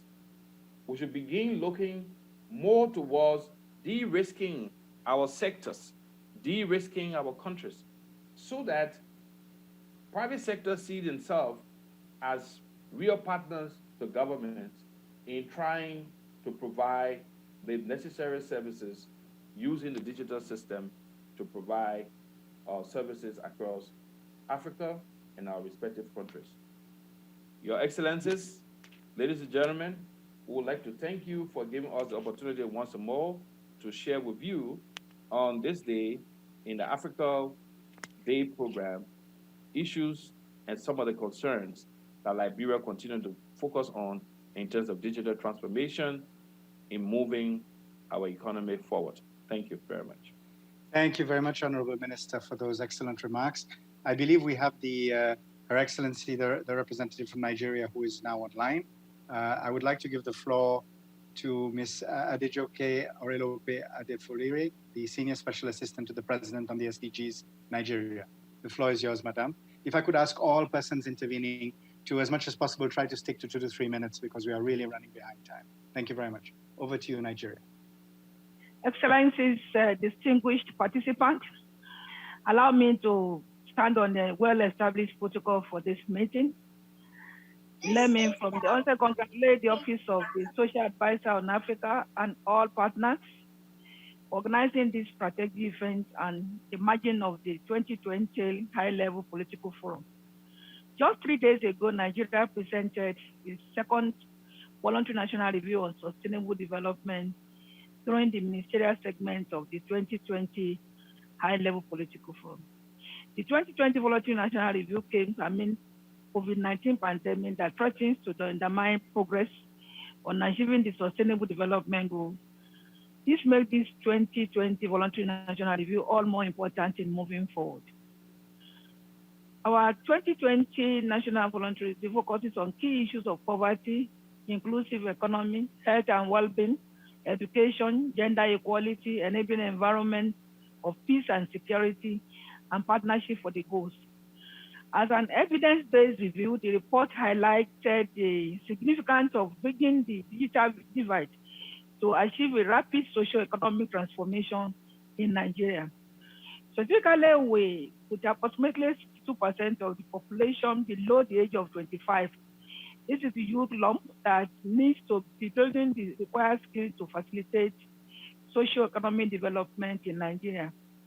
Evidently, ensuring youth are well educated and able to transition to productive employment through digital economy can help reduce poverty and help diversify the economy away from oil and gas. It is in recognition of that Nigeria government looking at strategically shifting to digitization and strengthening its transition to e-government to facilitate the social protection to the poor and vulnerable population so that no one is left behind. Indeed, late last year, the federal government of Nigeria renamed the Ministry of Communication to Ministry of Communication and Digital Economy. The national policy on digital economy has just been developed to ensure that potentials of digital economy are tapped and contribute to Nigeria's gross domestic product, GDP, while serving an enabler to the rapid transformation in the social sector of health, education, and agribusiness. Needless to say that the application of information and communication technology is able to facilitate access to healthcare and education services, as well as agricultural value chain development. These are pro-poor services beneficiaries to those most disadvantaged and excluded.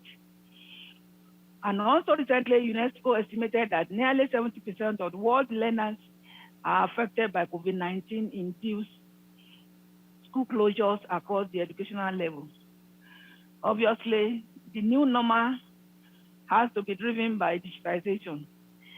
And also, COVID-19 pandemic has accelerated changes in how and where we work now.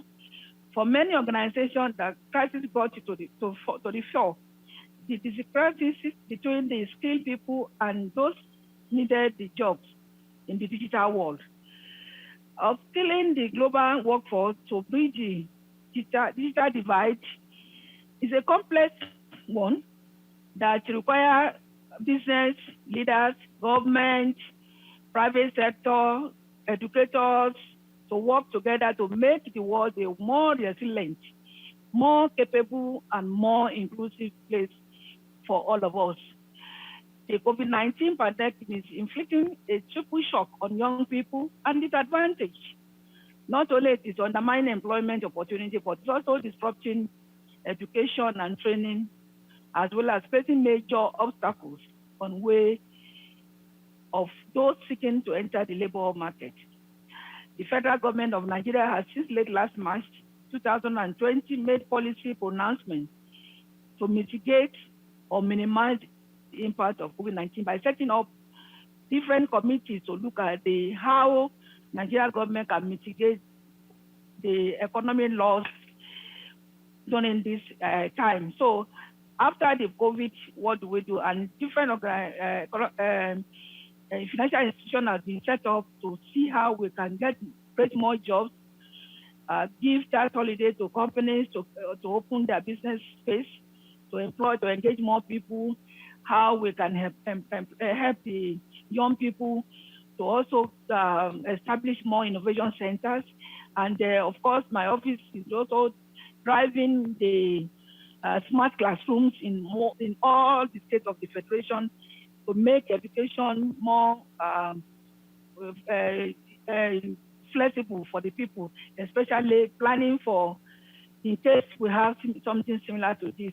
So we're establishing smart classrooms in all public institutions of learning, especially for the basic education. And of course, the government at sub-national level is also working to see how the university are well equipped, more than what we have currently, to ensure that we do more of the technology teaching and learning and all of that.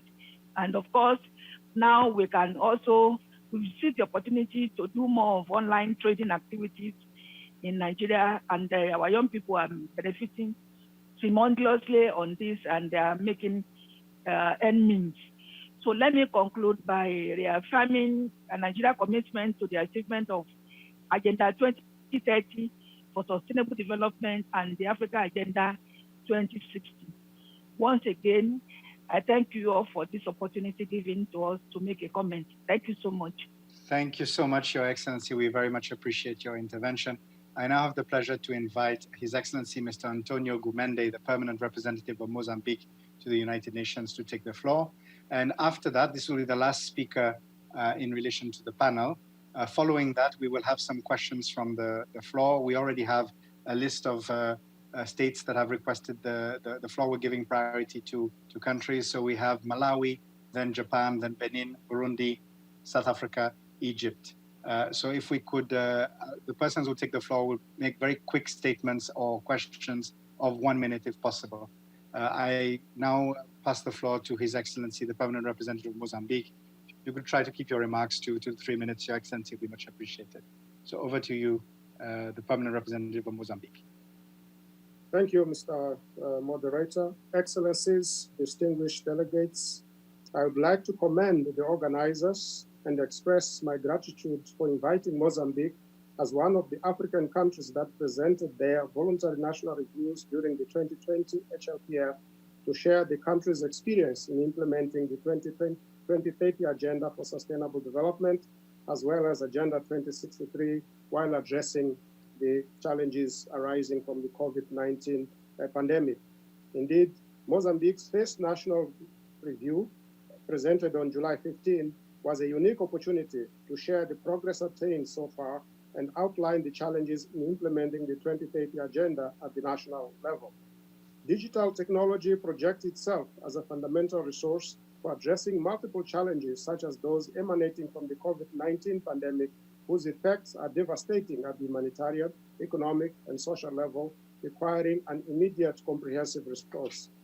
Excellencies, like other countries, Mozambique is dealing with the effect of COVID-19 pandemic.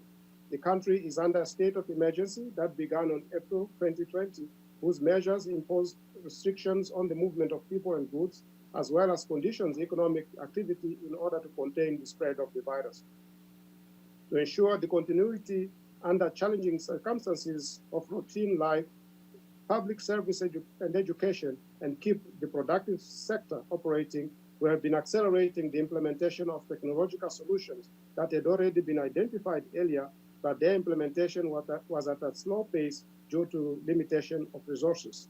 In this sense, it is necessary to prioritize investments in ICT infrastructure for the realization of telework, e-government, e-commerce, teaching management platforms, training of teachers and students in the new teaching paradigm based on digital platforms and adaptation of contents for this teaching modality. One of the major challenges to overcome, in addition to the implementation of the telecommunications infrastructure and access to devices, is to ensure further internet penetration, the reduction in the price of internet access, to ease access to electronic services and distance learning for a large part of the population.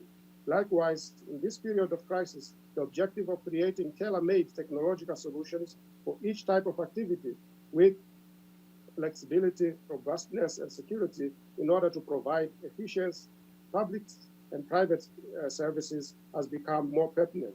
Excellencies, distinguished participants, the outbreak of the pandemic brought more challenges as well as opportunities to reinforce the use of existing technology, particularly in the health sector. In this regard, our country has adopted the following intervention using technology: training of health workers in addressing the COVID-19 through electronic distance learning platforms, use of geo-referencing platform for spatial training, tracking of COVID-19 cases through a dashboard, which allows analyzing maps in order to identify the most affected geographical areas and monitoring the confirmed infection cases, thus evaluating the degree of home isolation. Use of electronic devices, computers and tablets for recording and reporting case tracking data, notification and case tracking for the community's COVID-19, and use of website platforms to allow the population to facilitate self-assessment regarding the risk of COVID-19 infection. Excellencies, dear colleagues, we believe that we have to find innovative solutions to the challenges to relaunch human routines in the new normal, including the return to some semblance of normalcy for the productive sector, the education system, and the economy in general for the benefit of the country's development, in order not to further compromise the achievement of Agenda 2063 in our continent, as well as the 2030 Agenda. In concluding, I would like to reiterate the commitment of the government of Mozambique to continue to join the efforts of our continent to leverage technology to achieve the sustainable development as a common and fundamental universal goal. I thank you for your attention. Thank you very much, Your Excellency. I now have the pleasure to invite a few of the questions that are coming from the floor or very brief statements. I would really ask that each representative speaks for only 1 minute.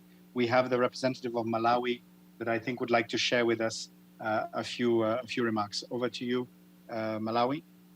I believe it's the... Yes. Thank you so much, moderator. And I think colleagues have already mentioned a number of the issues, but I wanted to highlight just one issue. I will remain within the minute. I think, as you all know, most of of Africa, we have been off track on achieving SDGs, and this COVID has even made it worse. And what it has done, it has also revealed vulnerabilities in terms of technology, digital technology. I will give you an example of Malawi, where, because of lack of access to technology, we have had a lot of our children staying off school for more than 9 months, and that has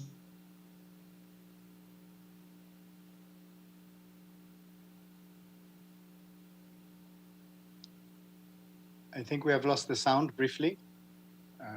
I don't know if the technical team or if Your Excellency, you can try and readjust your device.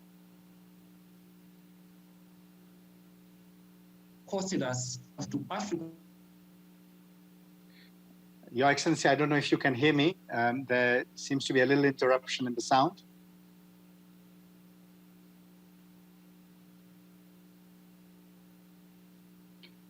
Can you hear me, Your Excellency, the representative of Malawi? I think we've lost the connection very unfortunately. May I suggest that I invite His Excellency, the permanent representative of Japan, His Excellency Mr. Ishikane Kimihiro, to make a few brief remarks or to pose some questions. Your Excellency, over Thank to you you. very much. Do you hear me? We hear you perfectly. Thank you. Okay, that's great. Thank you very much, and good morning and good evening. Well, I'm very much glad to hear, efforts of African countries in the field of digitalization as referred to by many speakers. But at the same time, we are concerned that the ongoing efforts in the region are now in danger due to COVID-19. So we must urgently address the widening inequality between those who are connected and those who are not. And we make sure that, pandemic challenges be overcome. So here, of course, the key is international cooperation. And from that viewpoint, I just would like to mention a couple of things which we are doing in Africa. First, it's education. We believe that it is important to keep investing in education, ensuring that all individuals are equipped with strong foundational skills, digital literacy. That would enable people to fully participate in the increasingly digitalized economy. So Japan has been supporting STEM education in Africa for over 20 years. Secondly, sound STI policies and mainstreaming of SDGs in science, technology, and research and innovation policy, I think, are central to supporting societal transformation. Japan has been supporting the global pilot program of STI for SDGs roadmap. Japan will further enhance its efforts in this area. Thirdly, a stronger and effective partnership is of paramount importance. TICAD, Tokyo International Conference of African Development, has been a vital platform over a quarter of a century that leverages multi-stakeholder collaboration for Africa. And taking this opportunity, I'm pleased to announce that the next TICAD 8 will return to African continent. It will be hosted by Republic of Tunisia in 2022. So together with the co-organizers, in close collaboration with Tunisia, we will continue to fully support Africa-led development towards TICAD 8 in pursuit of the Agenda 2030 and the Agenda 2063. Thank you very much. Very much, Your Excellency. I don't see the representative of Malawi back online. I would invite the representative of Malawi to just send me a message once they're online and I will reconnect them. In the meantime, I would invite the representative of Benin, Mr. Magloire Augustin Agessi, the Director General for Monitoring of the SDGs, to take the floor.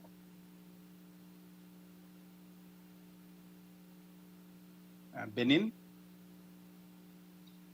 If Benin is not able to take the floor, then I would invite the Principal Advisor and the Office of the President of Burundi, Ms. Denise Senankwa, Burundi.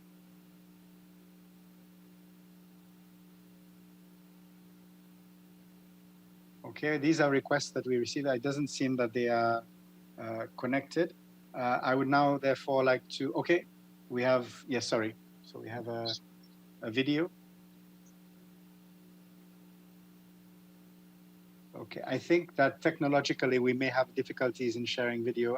Perhaps we give it 2 minutes to see if it's possible, but I would urge, if possible, that we proceed.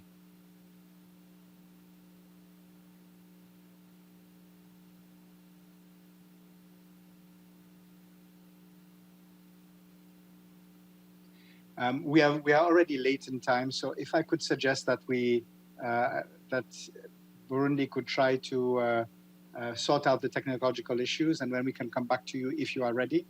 And in the meantime, I would like to invite South Africa, if they are online, to take the floor.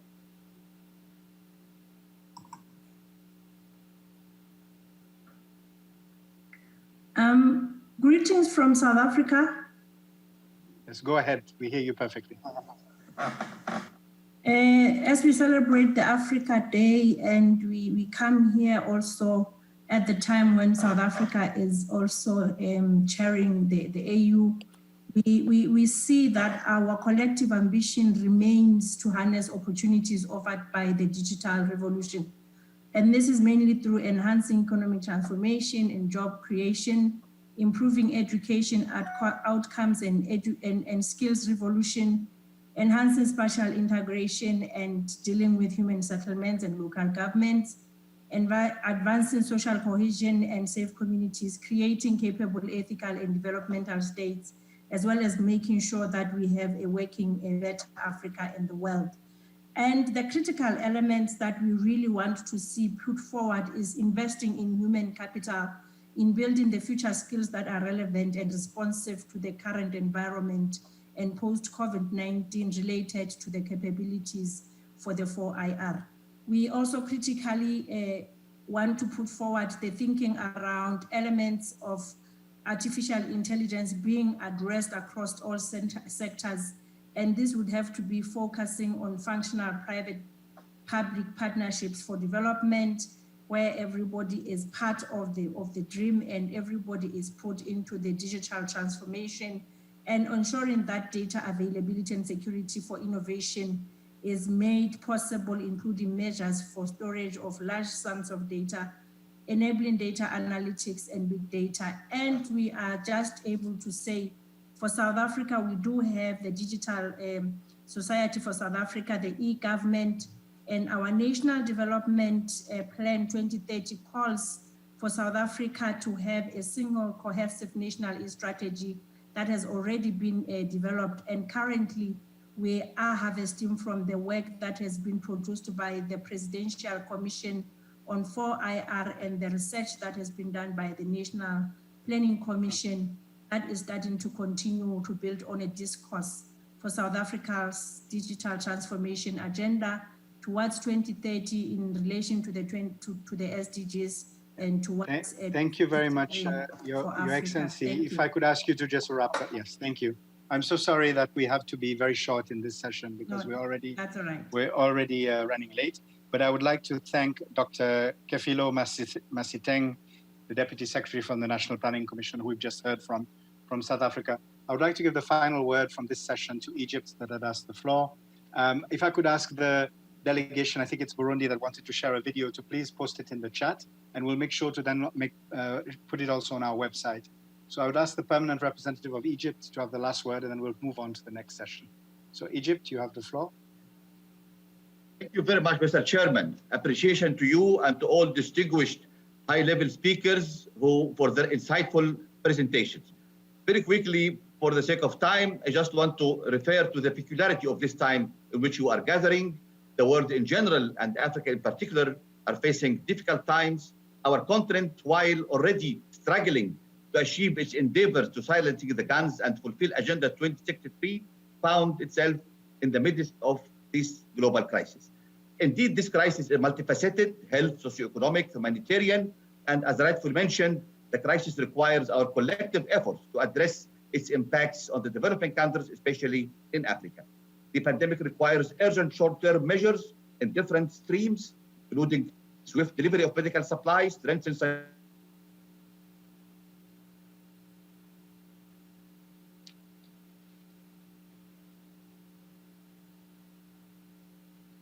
Your Excellency, we seem to have lost the sound feed. Could we ask you to just resume the last 30 seconds? Security, free trade, comprehensive development with Agenda 2063, and really we lots of initiatives have been taken at the level of heads of aspects related to this. Egypt strongly supports the AU-led initiatives aimed at enhancing Africa's welfare and achieving the SDGs, and in this we also highlight and appreciate the efforts and the important role of the ECA. In addition, last December, Egypt held the first Aswan Forum for Sustainable Development, for Sustainable Peace and Development, which provided a good opportunity to introduce new ideas, programs, and initiatives serving the AU's developmental policy. In conclusion, Mr. Chair, I want to affirm that Africa is in dire need to see results on the ground. We need to make use of the UN supply chain to further promote the implementation of what we agreed on within the AU frameworks. Thank you very much. Thank you very much, Your Excellency. And I would like to thank everyone who has participated so actively in this session. All the remarks are very much appreciated. Unfortunately, we are very much running late. And so therefore, we will not be able to go into a detailed Q&A at this point. We'll move on straight to the next session. But we have been taking note of the Q&As that have been posted in the chat, and we'll attempt at the end of this session to address some of those questions as we proceed. We are moving on to another set of panelists, but we will try to take up some of the questions that have been raised in a general manner with the next session. So the next session is a panel session, an expert panel session, which will explore the opportunities for leveraging digital technologies for development from civil society, private sector, youth, and government perspectives. And some of the guiding questions that we are looking to address in this session are: what role can the further expansion and widespread availability of digital technologies play to increase the opportunities for peaceful societies throughout Africa? Secondly, how might African countries leverage sources of official and or private development financing for the continent's digital revolution, either from within or from outside the continent?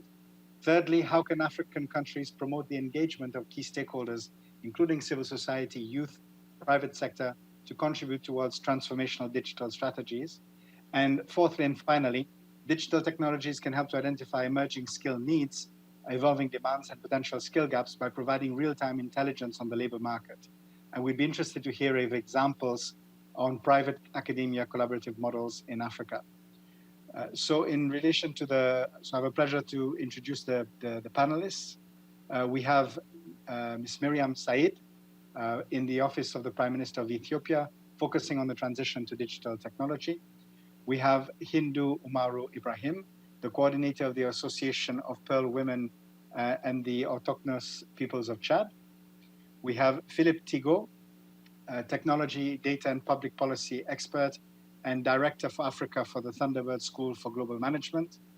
We have also Kofi Kankam, who is the co-chair of the Africa Regional Civil Society Engagement Mechanism and the chair of the NGO Major Group for Africa, and president and CEO of the Eliska Relief Foundation and founder of the African Network on Sustainable Development, among many other roles. So we're very pleased to have the panelists with us. I hope that they are all connected, and if I could get just confirmation that that is the case, or are we still, I don't see them online. If I could just get an indication from the technical team if our panelists are connected. I see Hindu, so, and Philip, okay, that's good. So in that context, if I could start our discussion, perhaps starting with you, Hindu, since I can see that you are already connected. From your experiences, what role do you see for the further expansion of digital technologies, particularly in the context of promoting peaceful societies in Africa? Thank you very much, Paul, and hi everyone. It's really a great pleasure to be in this panel, and I really wanted to thank all the expert and then the excellencies who talks and give the perspective of how the digital is really very important. So as I'm coming from a Sahel regions, who is a really very vulnerable region across the Africa, and who have the majority young people that around the regions, I think digital might be a very good opportunity to accelerate the development. But I want to tell you, the first thing is, it is very difficult to develop a digital technology in a rural area where there is no infrastructure of the energy. And I hear from the previous presentation that access to the energy is really very important. So we do have the concrete examples like the community who never know how to turn up just like the button of electricity. So we can't say that those people can get access to this digital, or they can change their life with it, because they don't have access to the basic need of the digitalizations, who is the energy. So it's really very important to focus on how we can develop the energy in our region, in our countries, and get this access to the rural areas. And energy is not, all the energy is good, but we have to go with the renewable energy, because we are in the world where the climate change impact, the environmental degradation is very, very huge in impacting the life of the peoples. Second, the technology should be adapted to the needs and the skill of the communities. For instance, I know like in my communities, only like 10% of the children have the chance to go to school. So it means that we cannot use the SMS, for instance. Even the adults can get a cell phones, they can do the transaction of the banking, which is very important. You talked about it in the previous discussions. but they cannot use like an SMS, or they cannot use even the radio to get the courses and then to do the educations. So it's very important to combine how the technology and educations is going together. And I'm so happy because we are talking in terms of the Sustainable Development Goals. And thirdly, there are real opportunity to use the digital technology to protect the environment and to ensure that we can fight the poverty with the objective number 1. And for instance, in mapping and pastoral smooth corridors, I really did a very great exercise where I used a technology and having a 3D participatory mapping where it can empower women, empower youth, and then give all the generations to transfer them knowledge to the younger generation in order to open the corridors, in order to see where there is farmers place, and then where there is fisher place, and then that can help them to manage better the resources. I think now and forever we need the technology who can protect the environment, who can help us to better manage and restore the species that we are losing. And then my last point here is we need also to use the digital technology and the traditional knowledge, especially in these regions where there is the most insecurity place, but where there is a most young people and women who are fight for themselves for the daily basis. So the traditional knowledge is still for many communities the first one they are using where they do have a problems. So how we can combine the digital technology and traditional knowledge together. And let me tell you, it is possible. Because when I use the 3D participatory mapping, it is for the community who didn't went to school, but who come together and put them knowledges in a big map, and who use the GPS and who use a smartphone to see where are the corridors. And we combine them together, it can give them a good resilience. It is the same like working with a scientist peoples when we have a meteorological peoples using them on technology and with the traditional knowledge. It's helped them to give a better information to the community to get more resilience where it is raining and where it is not raining. So I think it's really very important to use the digital technology and give access to all the peoples and adapt those technology with the reality of the ground in order to do not leave no one behind and give them the access. Thank you so much. Thank you. Thank you so much, Hindu. And in fact, through your answer, you've also addressed a few questions that have come up in the chat, because some people have mentioned in the chat, how can we deal with digital technology when we don't have energy? How do we allow people to harness digital technology if they don't have literacy or education?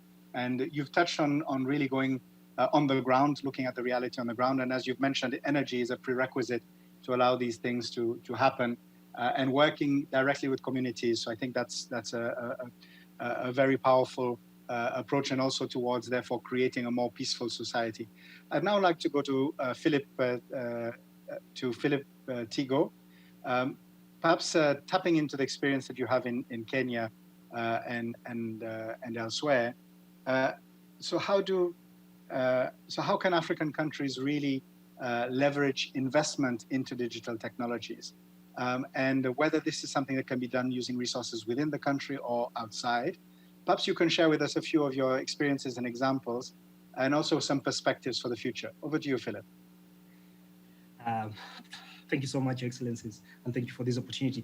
I think a quick one, and all we are seeing is that, and everybody is saying this, that from the time COVID was announced, the world hit a reset button. And the reset button means we are all building an engine as we fly. And the first thing I want to mention, having heard all the keynote speeches and the interventions, one is that as much as we talk about technological disruptions, we are now seeing a technological dislocation. Some people may not be able to recover. So we really need to think about how do we ensure that we will leave no one behind during this rapid change. So the first thing that we see that is quite important is how can Africa in itself invest in research and development, especially collaborative research between private sector, academia, and governments. The second thing is how do we build our industrial capacities to develop technological components, not just software. Software have a shelf life. And the third bit, of course, that Africans can not only be users of technology, we need to be able to be creators of technology. And we are seeing the new terrain where contestation, when you talk about peace and security, is going, is around technological ownership. And we are seeing the issue around 5G. The other bit I think is this inability of the public sector to sort of procure innovations. They're innovations. So how do you ensure that we have agile governance or governance systems? The other bit, of course, is this issue of intellectual property and patents. How do you ensure that African companies and institutions can actually own patents? So you've mentioned if there are a couple of trends that I was seeing. One, I think Anahuna is on the call. UNDP has 30 accelerators in the continent. It's the first time that we've seen at this massive scale that accelerators are put in country and create a co-creation environment that enables government, private sector, and civil society to work together to build public goods around technology and innovation around the global goals. The second thing I think we've seen is models for connectivity, where UNICEF, ITU, and governments of Sierra Leone, Kenya, Malawi are working through this common bid to build technological infrastructures that can be able to access internet. We are seeing Kenya and Google launching Google Loon that can be able to then provide internet access without necessarily building in situ infrastructure for internet connectivity. We've seen, and Vera again was on this call, where the EKIP platform, where UNEC has worked with private sector, AU, AUDA, and to sort of improve disaster risk management. But the bit I love is the resiliency bit of this, is how at this embedded. We've seen again the Ahuna again and our team who have been talking about Africa's money for Africa's development. So how do you leverage on private capital from Africa together with diaspora remittances to power African innovations? So I think for me, those are the large kind of things that we are seeing. And basically, the other bits that again we are seeing is people are talking about skills and capacity, but we're talking about how do you reskill fast enough? It's not about just skilling. It's about how do you do this? We've seen the Africa Leadership University, we've seen the Thunderbird School of Global Management, because it's about reskilling quickly and being able to skill that quickly enough. Yeah, so I'll leave it there. Thank you so much for sharing those unique perspectives, which I think give us a lot of food for thought, and also speak to some of the questions that have come up in the chat. I'd now like to go to Miriam. Leading on your experience also as having worked previously in the private sector, but also your key role now is around ensuring that technology can lead to development in Ethiopia and obviously elsewhere. What do you think are the appropriate strategies to make sure that there is appropriate involvement at all levels, tackling, bringing in all stakeholders, whether they be private sector, civil society, youth groups, and ensuring that we have that level of inclusion? Over to you, Miriam. Thank you. Greetings from Ethiopia. I hope you're all well and safe. Thank you for the organizer for having me today. Allow me to start by saying that Ethiopia has just adopted a national digital strategy for inclusive prosperity. It's a 5-year strategy that has as an objective to transition Ethiopia into an inclusive digital economy. Our strategy is aligned with our 10-year national development plan and our homegrown economic reform agenda. It lays the foundation for what is required to progress in our digital transformation journey, and mainly around 4 pillars: infrastructure, and mainly power and telecom, enabling systems, and I think it's been touched upon several times in the last hour or so, regarding digital IDs, payment infrastructures. The 3rd pillar is applications, and really at the front end on how people transact, so e-trade platforms and also e-government platforms, and building the ecosystem, so around access to finance, building digital skills, and our approach to policies to harness innovation, and looking at sandbox approaches to harness innovation. So the strategy also looks at how economic drivers will be affected by digital and the 4th industrial revolution. So to come to your question, I think in the 4th industrial revolution, business as usual is no longer an option for governments. We need to rethink the way we deliver information, the way we provide services, and the way we tackle national and regional issues. And to your very important question is, how do we make it inclusive? So how do we actually engage citizens or all sectors in the co-designing of our policies and services to make it inclusive? basically what our strategy looks at is adopting human-centered design approaches, creating focus groups. And we've had, in the ease of doing business effort, we've had examples where we've built e-government portals whereby we actually had co-creation workshops with all parties. Our strategy itself went through several stakeholder meetings with civil societies, private sector, government, academia. So the other way of doing it as well is adopting open data initiatives and data exchange platforms to help develop new solutions to complex problems, involve the youth, encourage the youth in innovation, and running hackathons. We've had actually innovation calls for COVID-19 for innovative solutions and incentivizing them. So yeah, digital transformation will require contribution from all sectors. It's not a one party, it requires a lot of coordination. So yeah, that's I'll keep it short. I know you're pressed for time, and yeah.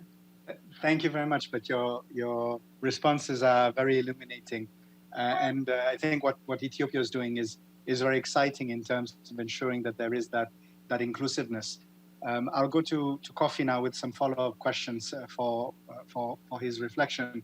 And there were questions that came in the chat about inclusiveness, recognizing that in Africa we have many vulnerable groups. I think some that were mentioned in the chat include the homeless persons. There's also the plight of refugees that have been mentioned in the chat, all about vulnerable groups that have difficulty in maybe reaping the advantages of digital transformations. Also, we note that COVID-19 has further increased inequality and has heightened the systemic inequities that are present throughout the continent in terms of the opportunities. So going to you, Kofi, based on your work with civil society, engagement with the private sector, and with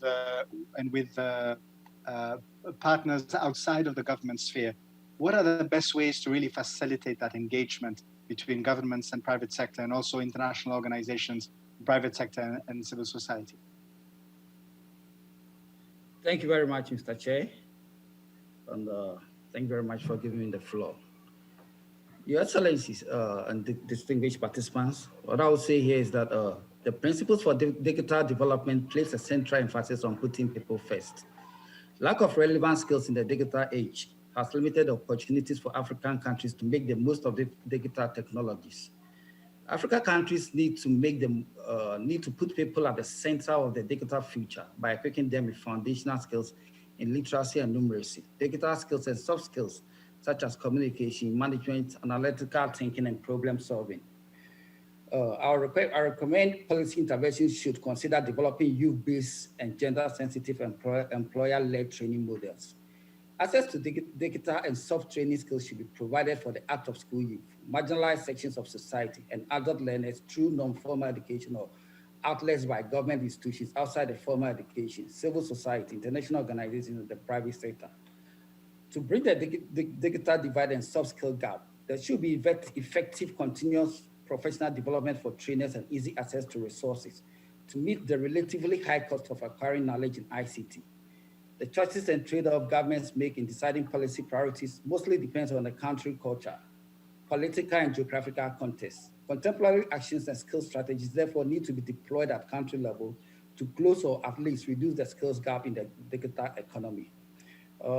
This could be achieved through government developing digital skills by providing an enabling environment for the promotion of a competitive domestic market and putting in place complementary policies on innovation, international cooperation, trade, technology, transfer and data, foreign investment and regulatory reform, and building digital capacities, which will result in generating incentives to innovative and upgrade through technological development and create demand for skills upgraded in the digital economy. Furthermore, I recommend that government's policies just towards strengthening innovation and knowledge systems should support firms develop marketing strategies move into more sophisticated products, boost technology uptake, and increase implementation and innovation. Government should also consider making available resources to fund broadband infrastructure and foster a digital ecosystem that encourages local innovation to help minimize interruptions in essential services and risks to economic growth through multi-stakeholder coordinated mechanisms which are needed to promote and improve interactions and collaborations across all sectors of the economy. Thank you. Thank you so much, Kofi, for that, for those very pertinent comments. And you've made the point that it's government's role to establish that enabling environment to which all the different actors and partners can feed into to make sure that we can address this in an inclusive manner. I'll take some questions from the chat and we can have a further points if people want to add them to the chat. We'll take them up. One of the key questions that has come in from the chat is how do we particularly empower women through digital to participate fully in digital transformations? So I'll put that question to any member of the panel who'd like to speak first. I think it's a very critical question that has come up from one of our participants. Paul, maybe I can go to discussion. Go first, Hindu. Thank you. Yeah, thank you. I think it's really very important to see how the women can get access to the digital transformations. And when we talk about Africa, we know that most of the women who are doing business, they are in informal business, but they are using the digitals without knowing that it's called digitals. Maybe the naming is also something that we can Africanize for some women. So they use that to transfer the money. They use that to make them all calculations, and they use that to communicate among themselves. Because I know that for many women who do not know how to read and write, they know how to use WhatsApp to leave just like a message, voice message. And this is very important because they can share their own information through the voice message. And I'm seeing that the digital is giving also opportunity for the women in many different WhatsApp group where they have only women groups, where they can discuss a strategy on women gender violations or education of the children and asking each other what I can do. And then it's not limited only to those who went to school. So I think using this kind of digital can empower more women. But more, I can go also to the rural area again, because it's very important to see how the women in the rural area can get access to the decision making. So by using their own cultures and traditions, but adding it by the science knowledge who are the digital one. So we use just like the GPS. I give you a very short examples. When we did the 3D participatory mapping, the man come the first to put all the knowledges and then to ownership, like it is our knowledge, it is our map. After that, we tell, is it possible that women come? When women come, they start saying like, no, this is not the place where I'm taking my water. This is a place where I'm taking my traditional medicine. And this is the place where I go during the dry season. So they give the detailed knowledge. After that, we call the man and say, are you agreeing with what women are putting as knowledge there? They all shut up. They say like, yes, yes, they are right. Yes, yes, they are right. So it's giving the women a power of speaking by respecting the culture. So just like I wanted to end by sharing one of very important information. So there is an initiative called Rainforest Express. It's a competitions where interdisciplinary women, man, youth, and scientists, communities can participate at the international level as an opportunity where they can share innovation and technology to protect the rainforest. So if you are curious, please go to the internet and look for the Rainforest Express, and you can see they can fund all the innovation that you do have. Thanks. Thanks so much, Indu. And you've focused particularly on financial literacy and digital literacy for women, really empowers them and gives them new opportunities. Miriam, if I can follow the same question to you in terms of how do we empower women, recognizing that they are often more marginalized, and Hindu mentioned also the informality of their incomes. And I know that in Africa, for example, 60% of jobs generally are informal, but among women, 75% of women entrepreneurs are in the informal sector. So how can we make sure that women are properly empowered through digital technologies? And I don't know if you could also share your views in terms of the youth as well, because there's obviously the youth of Africa is an asset, but how do we empower them? Yes, so there are two things, and I think, yes, it was said earlier as well, inclusivity is not only women, but also regions. We have lots of disparities there. So first of all, it's access to devices. We need to be able to make sure that the youth and the women have access to devices. One thing we've seen in our payment programs, in our safety net programs, is the need for women to have a safe place to save. And that was quite an eye opener, actually, to actually empower women to have a safe place to save and be able to have money to raise their children. We've also seen crowdfunding platforms backing efforts to tackle gender-based violence, which have been quite efficient. In terms of empowering the youth, it is really giving them access, creating an ecosystem to actually have them innovate and get recognition or incentivized for their innovations. So we see entrepreneurs and startups not having access to finance, so provide seed funding to innovators and startups to be able to pick up on the challenges are quite important. Yes, we have in Ethiopia 70% of our population is youth, so it is something that that's at the center of our digital transformation strategy, actually. Thank you very much.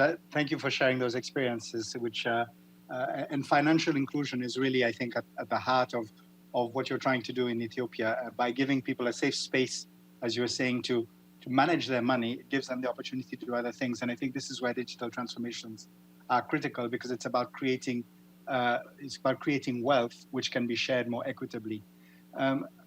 There's another question that came up in the chat, which I would like to address to Philip, if that's agreeable. And this is a question around cybersecurity. As we move more towards digital technologies, how do we ensure that we can have appropriate security for all of these transactions? We're moving more towards financing being transferred through technology, through digital means, and governments more and more are strengthening a digital identity. And this is an opportunity for Africa, which we've already discussed. How do we protect that through cybersecurity? Please feel free, Philip, to also touch on other questions that have emerged. But if you could take this one, which has come up in the chat as well. Thank you. No problem. So quickly, I think I'll start with the women one. I think for me, my comment on the women one is quickly around the prioritization. So how do we also, and it's a mindset issue, because it seems like the areas that women mostly converge or productive areas are not necessarily a priority for science and digitization. So basically, how do we ensure that those are the areas we target? If 85.8% of our economy in Africa is informal and women majority are 7% of that, then we need to prioritize that, whether talking about agriculture value chains or food systems. I think, and then secondly, of course, is science, technology, engineering, and math is how do you, because that's the base of how you participate meaningfully in the digital economy. Third issue, of course, is around wage. How do you ensure that women earn the same? Because there are women actually who are also within the digital economy and they're not necessarily earning the same as men. So my sense is that there's an entire package around that. Quickly around cybersecurity, there's of course, and this is the comment I made around technology ownership, because it's not about only the software or the terrain of it, it's the entire system. How do we ensure that African countries understand that they need to build their own data centers? They need to build their own technology pipes and connectivity. They need to train, and it's about training. They need to create a program of lifelong learning. How do you skill, reskill, and upskill this kind of talent? We know right now that we cannot necessarily, how do I say, pay for this talent, because the minute you train in public sector, they are quickly hired off to private sector. So how do we change our public sector sort of payment or remuneration or incentives to keep that talent at home. How do you collaborate with diaspora? A lot of this talent is in the diaspora. How do we ensure that we create a bridge for a lot of our talent that is in the US, in Europe, that comes back to sort of help enhance? How do you increase collaboration across African countries? Because cybersecurity, again, the internet is borderless. It's not about national jurisdiction. So my sense is that, again, it's an entire package, of course, reinforced with agile policies that then ensure us that we are always on top of the emerging threats. So, sorry, I just wanted to come to this one very quickly. Please. Okay, Kofi, I'll come to you in a second. Hindu, go ahead. Okay, I think cybersecurity is really, really very important when we talk about the digitals. So just to ask how the information from the digital are coming, they're coming from satellite.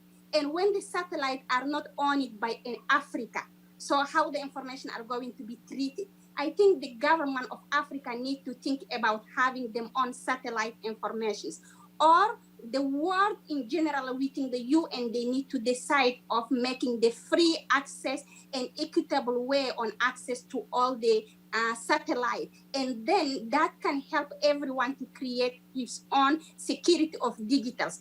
If we depend from only one continent on one country, I think it will be always very, very difficult that the other countries can get access or they can put a virus on your system. So that's where we need the empowerment of the youth who are very innovative and who are doing a startup where they can make a proposition for the government and government can listen to make in the practices what they are doing. Thanks so much. I think that's a very powerful point to say that we improve security if we have better access and better if control is more democratic and not just centered in a few hands. I think that's a very powerful point. Kofi, if I could come to a question for you again, which has come from the chat, and this is around accountability and transparency. How do we use digital transformations and digital technologies to enhance transparency and accountability from governments, but generally from decision makers also, so that across the board, so that we can have better governance. And I think this has been a key theme that has come out from a number of interventions. Please feel free to also speak to some of the other questions that have emerged. Kofi, over to you. Thank you very much. In terms of digital tools being used for monitoring and accountability and transparency, what I would like to say is that one, there's the need for effective education. We need to create effective education and then awareness on the use of those technologies. And then two, we should be able to gather and then disintegrate effective data and make it available to all citizenry, especially people at the grassroots, for them to know that this is what is happening. Moreover, governments should also encourage the issue of e-governance. They should be able to make available all information, all issues in terms of their policies, all issues in terms of their financials and their budgeting and their spending to the citizenry, so that people will be able to have easy access to it and then also hold them responsible and accountable for whatever they are doing. As duty bearers, it's their responsibility to educate the people. And then if there's no need, if people have not been well enough trained in the use of digitalization, then it becomes difficult for people to even know what has happened, even if they put it on the on the platforms or whatever. So what I would advise is that one, you should emphasize on education, especially at the grassroots, at the basic level. People should understand what is happening. All activities of the government should be made transparent and be placed online. Government should also invest enough in digitalization. Thank you.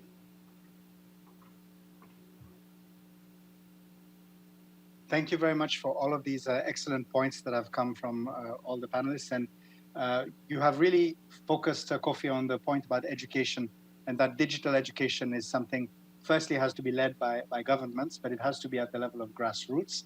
And this goes hand in hand with governments themselves committing to better e-governance and providing all of their information policies and so on easily accessible on the market. I think we've talked a lot about education. So, and this has come out as well in various points around the chat. I would ask all of the panelists and we're coming towards sort of the last 10 minutes of our session. So I would ask you, if you are to really focus your, if you had a decision to make in terms of investment around digital transformations, where do you go first to have the maximum impact? I'd be interested to hear the views of our panelists. I think obviously education is important, but please tell me from your perspective, what's the first thing you do in terms of fast tracking a digital transformation which helps us to achieve the Sustainable Development Goals? Perhaps we can start, I don't know, Miriam, would you be willing to start us off on this question? Yes, I also want to take 1 second to take a step back, and that goes please do. to what we can cover the other, because we can cover the questions that have come as well. So please go ahead. We were talking about African solutions for Africa, and that largely comes from a source of financing, which maybe we need to really look into. So as a principle, I believe that our digital transformation agenda must ideally be met by internally mobilized financial resources, and only supplemented by external sources or traditional sources like FDI and development assistance. But if we can focus on African venture capitals, private equities, leveraging PPPs, provide seed funding to innovators for them to actually become large corporates, encouraging domestic sources of financing, I think that's when we will be able to really have solutions for our continents. Coming to where do we focus on for high impact, and where do we bring digital transformation? I would say there are 3 large areas where we really need to focus. First is infrastructure, and I think we've talked about it, as internet penetration and access to power is fundamental. The other thing is investing in digital IDs, and that's also part of a reason women are also marginalized, or regions are also marginalized, is that most people have no IDs, so obviously excluded. So these are where I believe investments needs to be focused. Payment infrastructures are very important, and then e-government. E-government, because it actually allows to fast track digitalization on our continent. If governments take the lead, then we can actually fast track adoption of digital. There's also other things like looking at data and building data infrastructure, and as important as infrastructure, power, and internet, building data infrastructure to understand how we can leverage big data and artificial intelligence to make better decisions, policy decisions, is I believe what the foundations are. The enablers, I would say, is of course digital skills, flexible policies, or rethinking on how we build policies that encourage innovation and access to finance. So yeah, this is where. Thank you. Sorry, one very important one that I have is e-trade, and with the African Continental Free Trade Agreement coming in, e-trade platforms are also part of the priority investments that I would, we need to consider. Thank you very much. At the macro level, therefore, it's really about financing, and particularly domestic resources, and investing in the appropriate infrastructure, big data, AI. And at the local level, it's really about skills development, if I'm to summarize very quickly. And of course, you put that very important point about trade, e-trade as a key enabler as well, particularly from the regional dimension. That's fantastic. If I can move on to Kofi perhaps next, what would be your key takeaways? Then I'll go to Philip and end with Hindu.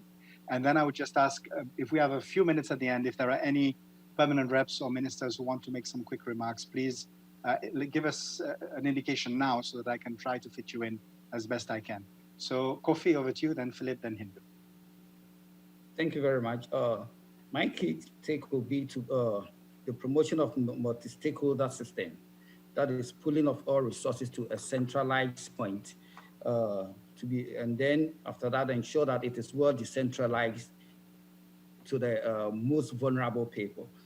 For instance, when you leave digital transformation development into the hands of the private sector, they will only be looking at where they will be making a lot of profit and leaving behind those the vulnerable areas and those areas that they will not make a lot of profit. But when you bring all resources to a centralized point, you bring in the private sector, the government comes in, the civil society comes in, and all of them comes into a pool. And then you decide where it's best needed. Then I believe that it will be able to get to the most marginalized people, and they will also be able to have access to digital transformation. Thank you. Thanks so much, Kofi, for those insightful comments. I'll go to Philip for your key takeaways, your key priorities for the next steps. I know lots of governments are listening in and taking notes. Thank you so much for the pressure. I think the first thing I'd go again is leadership. And if you look at the continent in terms of countries that are leading on technology, it's the leadership that we need. So we need technology leadership. People who understand that the same way you kind of invest in roads, bridges, is the same way you need to invest in digital infrastructure because that is now the lifeline of how we live, learn, and work. So that's one. The second bit, and I cannot overemphasize this, it's not about education. The future is about skills and agility around how we are able to mitigate skills. So for me, then how do we invest in skilling, reskilling, and upskilling across the stream, whether it's in TVETs, whether it's universities, whether it's in primary schools and secondary schools, across the system. The third bit that I want us really to think about is all the fourth industrial revolution infrastructure builds upon the first, second, and third. Energy, clean, affordable, reliable energy. We've seen the problems even in this call. How do we still go back to brick and mortar? Then the fourth thing that I really want to focus on is agile governance, where we've seen countries like Kenya with M-Pesa that emerged in Rwanda, whether it's robots. It's been that agility that government and private sector and academia have been able to come together to put together a regulatory sandbox to evolve a product then that can scale very quickly. So how do we ensure that we have an agile governance mindset? Because in most cases, innovation always runs ahead of policy. And by the time policy comes up, innovation has changed. So those are my key takeaways. Thanks so much, Philip. You responded extremely well under pressure. And as you said, there has to be a focus on skills, there has to be leadership, and governance has to be agile. I think these are really key points that we can really hone in on. I have the pleasure to ask Hindu for her thoughts. What are your key priorities taking away, Hindu? Thanks, Paul. Firstly, I agree with all the previous speaker priorities. We need to put them in a package. So I think my first one is really access to the energy. Because if there is no access to the energy, there is no digital for all. And second is leaving no one behind. Because we need to reduce the inequality, then equity, and give access to all, not only developing in the central cities and forgetting the rural areas. And decentralization is really very important for all digitals. But my last is really the important one. We are in Africa. Don't go with artificial intelligence. We need to use African intelligence, who are the indigenous people's traditional knowledge. Everyone in each cities, we do have the traditional knowledge who are our own intelligence, our own digitals. So use them as value add with the digital technology, and we can have the best digital that we have. And I wanted to end by saying I invited all the digital peoples to my community to come and see what's our digitalizations in a local way look like. Thank you. Thank you so much for those wonderful remarks. We need energy. We need to invest in clean energy. This has come out. And we need to believe in African capacity and invest in it. I think these are very good messages for us to conclude. I would just ask if there are any permanent representatives or ministerial delegations that would wish to take the floor. Please just raise your hand. If you are a panelist or previous panelist, you can give me an indication. We literally only have 3 minutes, so it will be a question of 1 minute here or 1 minute there. I would also point out on the chat, there are a lot of interesting resources that have been posted. The United Nations, UNDP, has posted their digital training link if people are interested, linked with UNECA. The US State Department has also posted some information which I think is worth people having a look at in terms of digital transformations and strategies that can be followed. And I also note a few points from the chat where people have emphasized the role of the private sector, which has also come out from our panelists. So it has been a real pleasure for me to moderate this session. I don't see any immediate requests for the floor. So I think we can probably conclude at this point and move on to the closing session. I would like to, in conclusion, thank our 4 panelists, I think, who have really given us fantastic insight in terms of the strategies that African countries can lean on in relation to achieving digital transformations. So I would really like to thank the panelists once again, to Miriam from the Office of the Prime Minister in Ethiopia, to Hindu, the coordinator of the Association of Pearl Women and the Autochthonous Peoples of Chad, to Philip Tigo, the Director for Africa for the Thunderbird School for Global Management, and for Kofi Kankam, who is the co-chair of the Africa Regional Society Engagement Mechanism. So thank you to those panelists. Thank you to all of the speakers who have been involved today, all the ministers that have taken time to present their experiences with us, taking time from their voluntary national reviews, all of the permanent representatives, and to the organizations that have co-organized this event, the Office of the Special Advisor for Africa, the United Nations Economic Commission for Africa, UNIDEP, and UNDP. It has been a great honor for me to participate in this extremely energetic event, and one which I think gives us lots of energy for our future digital transformations. So with that, we will proceed now to the closing session. And I have the honor, first of all, to invite for remarks by Her Excellency Ms. Fatima Kiari Mohammed, the Permanent Observer of the African Union to the United Nations. This will be followed by closing remarks by Mr. Tamrat Samuel, the Acting Special Advisor of the United Nations Secretary General on Africa. So I would pass the floor to Her Excellency Ms. Fatima Kiari Mohammed, the AU's Observer to the United Nations. Thank you. Thank you so much, moderator. You've thanked everybody, but I think we should be thanking you for your brilliant moderation during the last few hours. And it has been a very interesting session, I think, for all of us. Excellencies, distinguished guests, ladies and gentlemen, as we're concluding this 3rd meeting of Africa Day at the High Level Political Forum, I wish to, first of all, thank all of our speakers and panelists for their valuable contributions and insightful presentations. I'd also like to extend my sincere gratitude to all of you for joining us today. Let me also thank the Ambassador of Japan for his announcement on the TCAD 8, which will take place in Tunisia in 2020.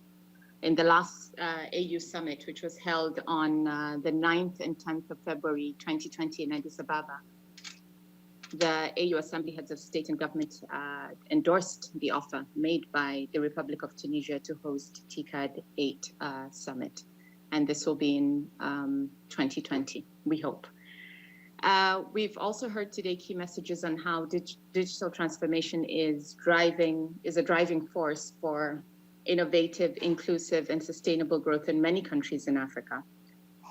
From innovations, such as from mobile money platforms to large-scale business processes, outsourcing developments, digitalization and creating jobs, addressing poverty, reducing inequality, facilitating the delivery of goods and services, and contributing to the achievement of the AU Agenda 2063 and the Sustainable Development Goals. Most SDGs accelerators are firmly anchored in leveraging digital technologies across Africa. Looking back in the past 5 years since the adoption of the AU Agenda 2063 and Agenda 2030, and prior to the onset of the pandemic, we noted that poverty rates were declining in Africa and gains had been registered on health and in literacy. Progress had also been made and observed in many frontiers in terms of gender equality and good governance. But at the same time, there are some challenges due to high population growth and employment, gaps in education, social protection, in healthcare, the widening gap in inequality, and infrastructure and data gaps. But despite some of these progresses and challenges, we continue to be optimistic. Many of our countries do have challenges in meeting the SDGs, but many of these challenges require us to mobilize, particularly adequate financial and non-financial resources for the implementation of these development agendas. But this requires a concerted effort and collaboration, including North-South, South-South, and triangular cooperation. We also recognize the crucial role of domestic resource mobilization in this vein, and digital technologies remain key not only in strengthening the efficiency and transparency of revenue and the revenue use and management, but also improving revenue collection to curb illicit financial flows. We also heard today about many of the challenges and opportunities for the implementation of our various development agendas in the various countries. Let me reemphasize here that prosperity, inclusion, and the commitment to leave no one behind are difficult to achieve without peace, security, and stability. To build peace and develop our continent, we need to create inclusive multi-sectoral programs that will address the economic, social, environmental causes. Digital technology also affords new opportunities to fast-track the implementation of UN Security Council 1325 on women, peace, and security, and towards eliminating domestic violence, which we've seen escalate during this period. Our efforts must also be inclusive, and we need to leverage investment in women and youth to build these societies from the grassroots up, and this will create a conducive environment for macroeconomic growth and stability. We commend the ongoing efforts, particularly by the UN, in repositioning the development system to be more strategic, accountable, transparent, collaborative, efficient, effective, and results-oriented. The new generation of the UN country teams and the regional assets of the UN development system in cooperation with the African Union should provide stronger and cohesive platforms for integration support to AU member states. Excellencies, distinguished ladies and gentlemen, it's been a long morning, but a fruitful one. And I wish to conclude here by mentioning just one or two things regarding the reality of the current challenges we're facing with COVID-19. Leveraging digital technologies is key to supporting the response to COVID-19, and especially the recovery, including a comprehensive debt framework across the board, where countries are unable to service their debt, targeting debt relief and comprehensive approach to structural issues in the international debt architecture to prevent defaults. In addition, we need to scale up our local capacities for manufacturing in the areas of PPEs, test kits, ventilators, etc., providing support on logistics for distribution and medical supplies, and also engaging private sector to support government responses.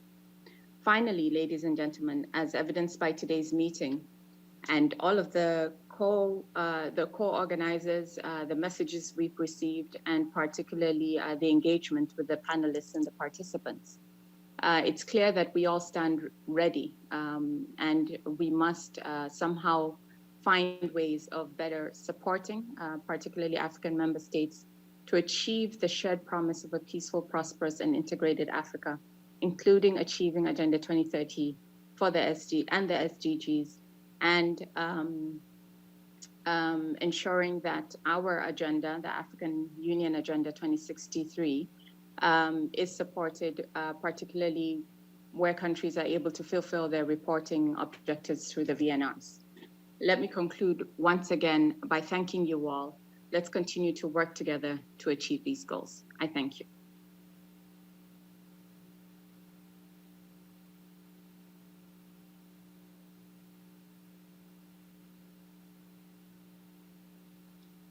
Thank you so much. We now can invite Mr. Tamrat Samuel to make the closing remarks.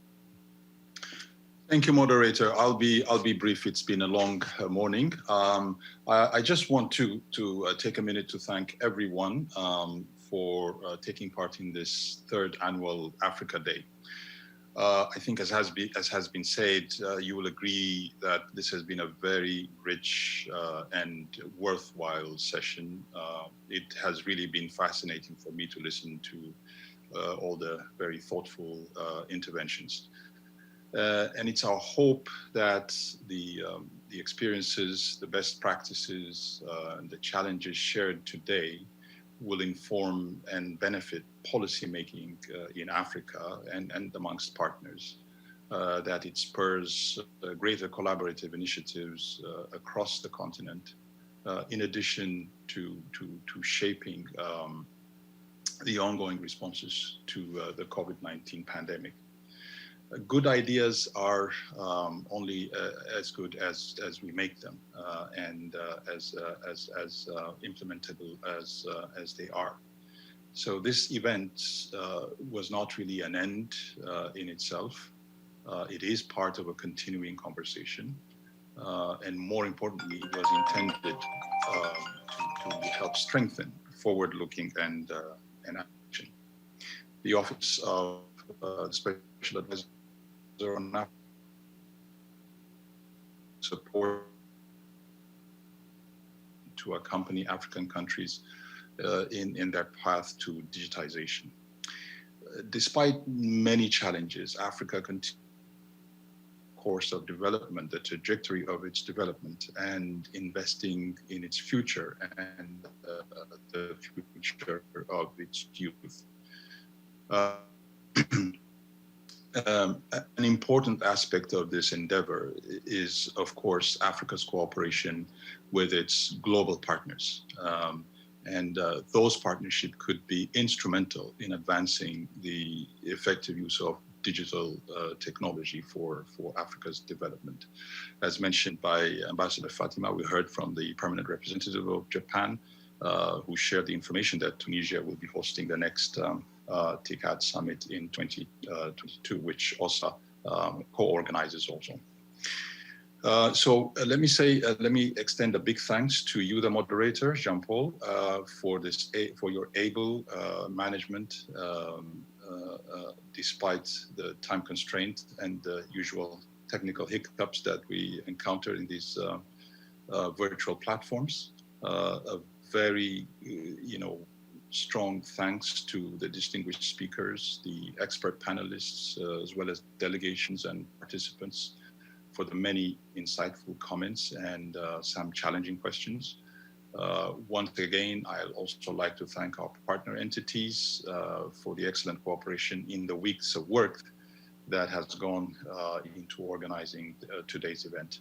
Finally, I would like to put in a big word of thanks to our own staff at the Office of Special Advisor on Africa, who worked tirelessly behind the scenes to conceptualize and bring this event to you in collaboration with the partners. So thank you very much, and goodbye.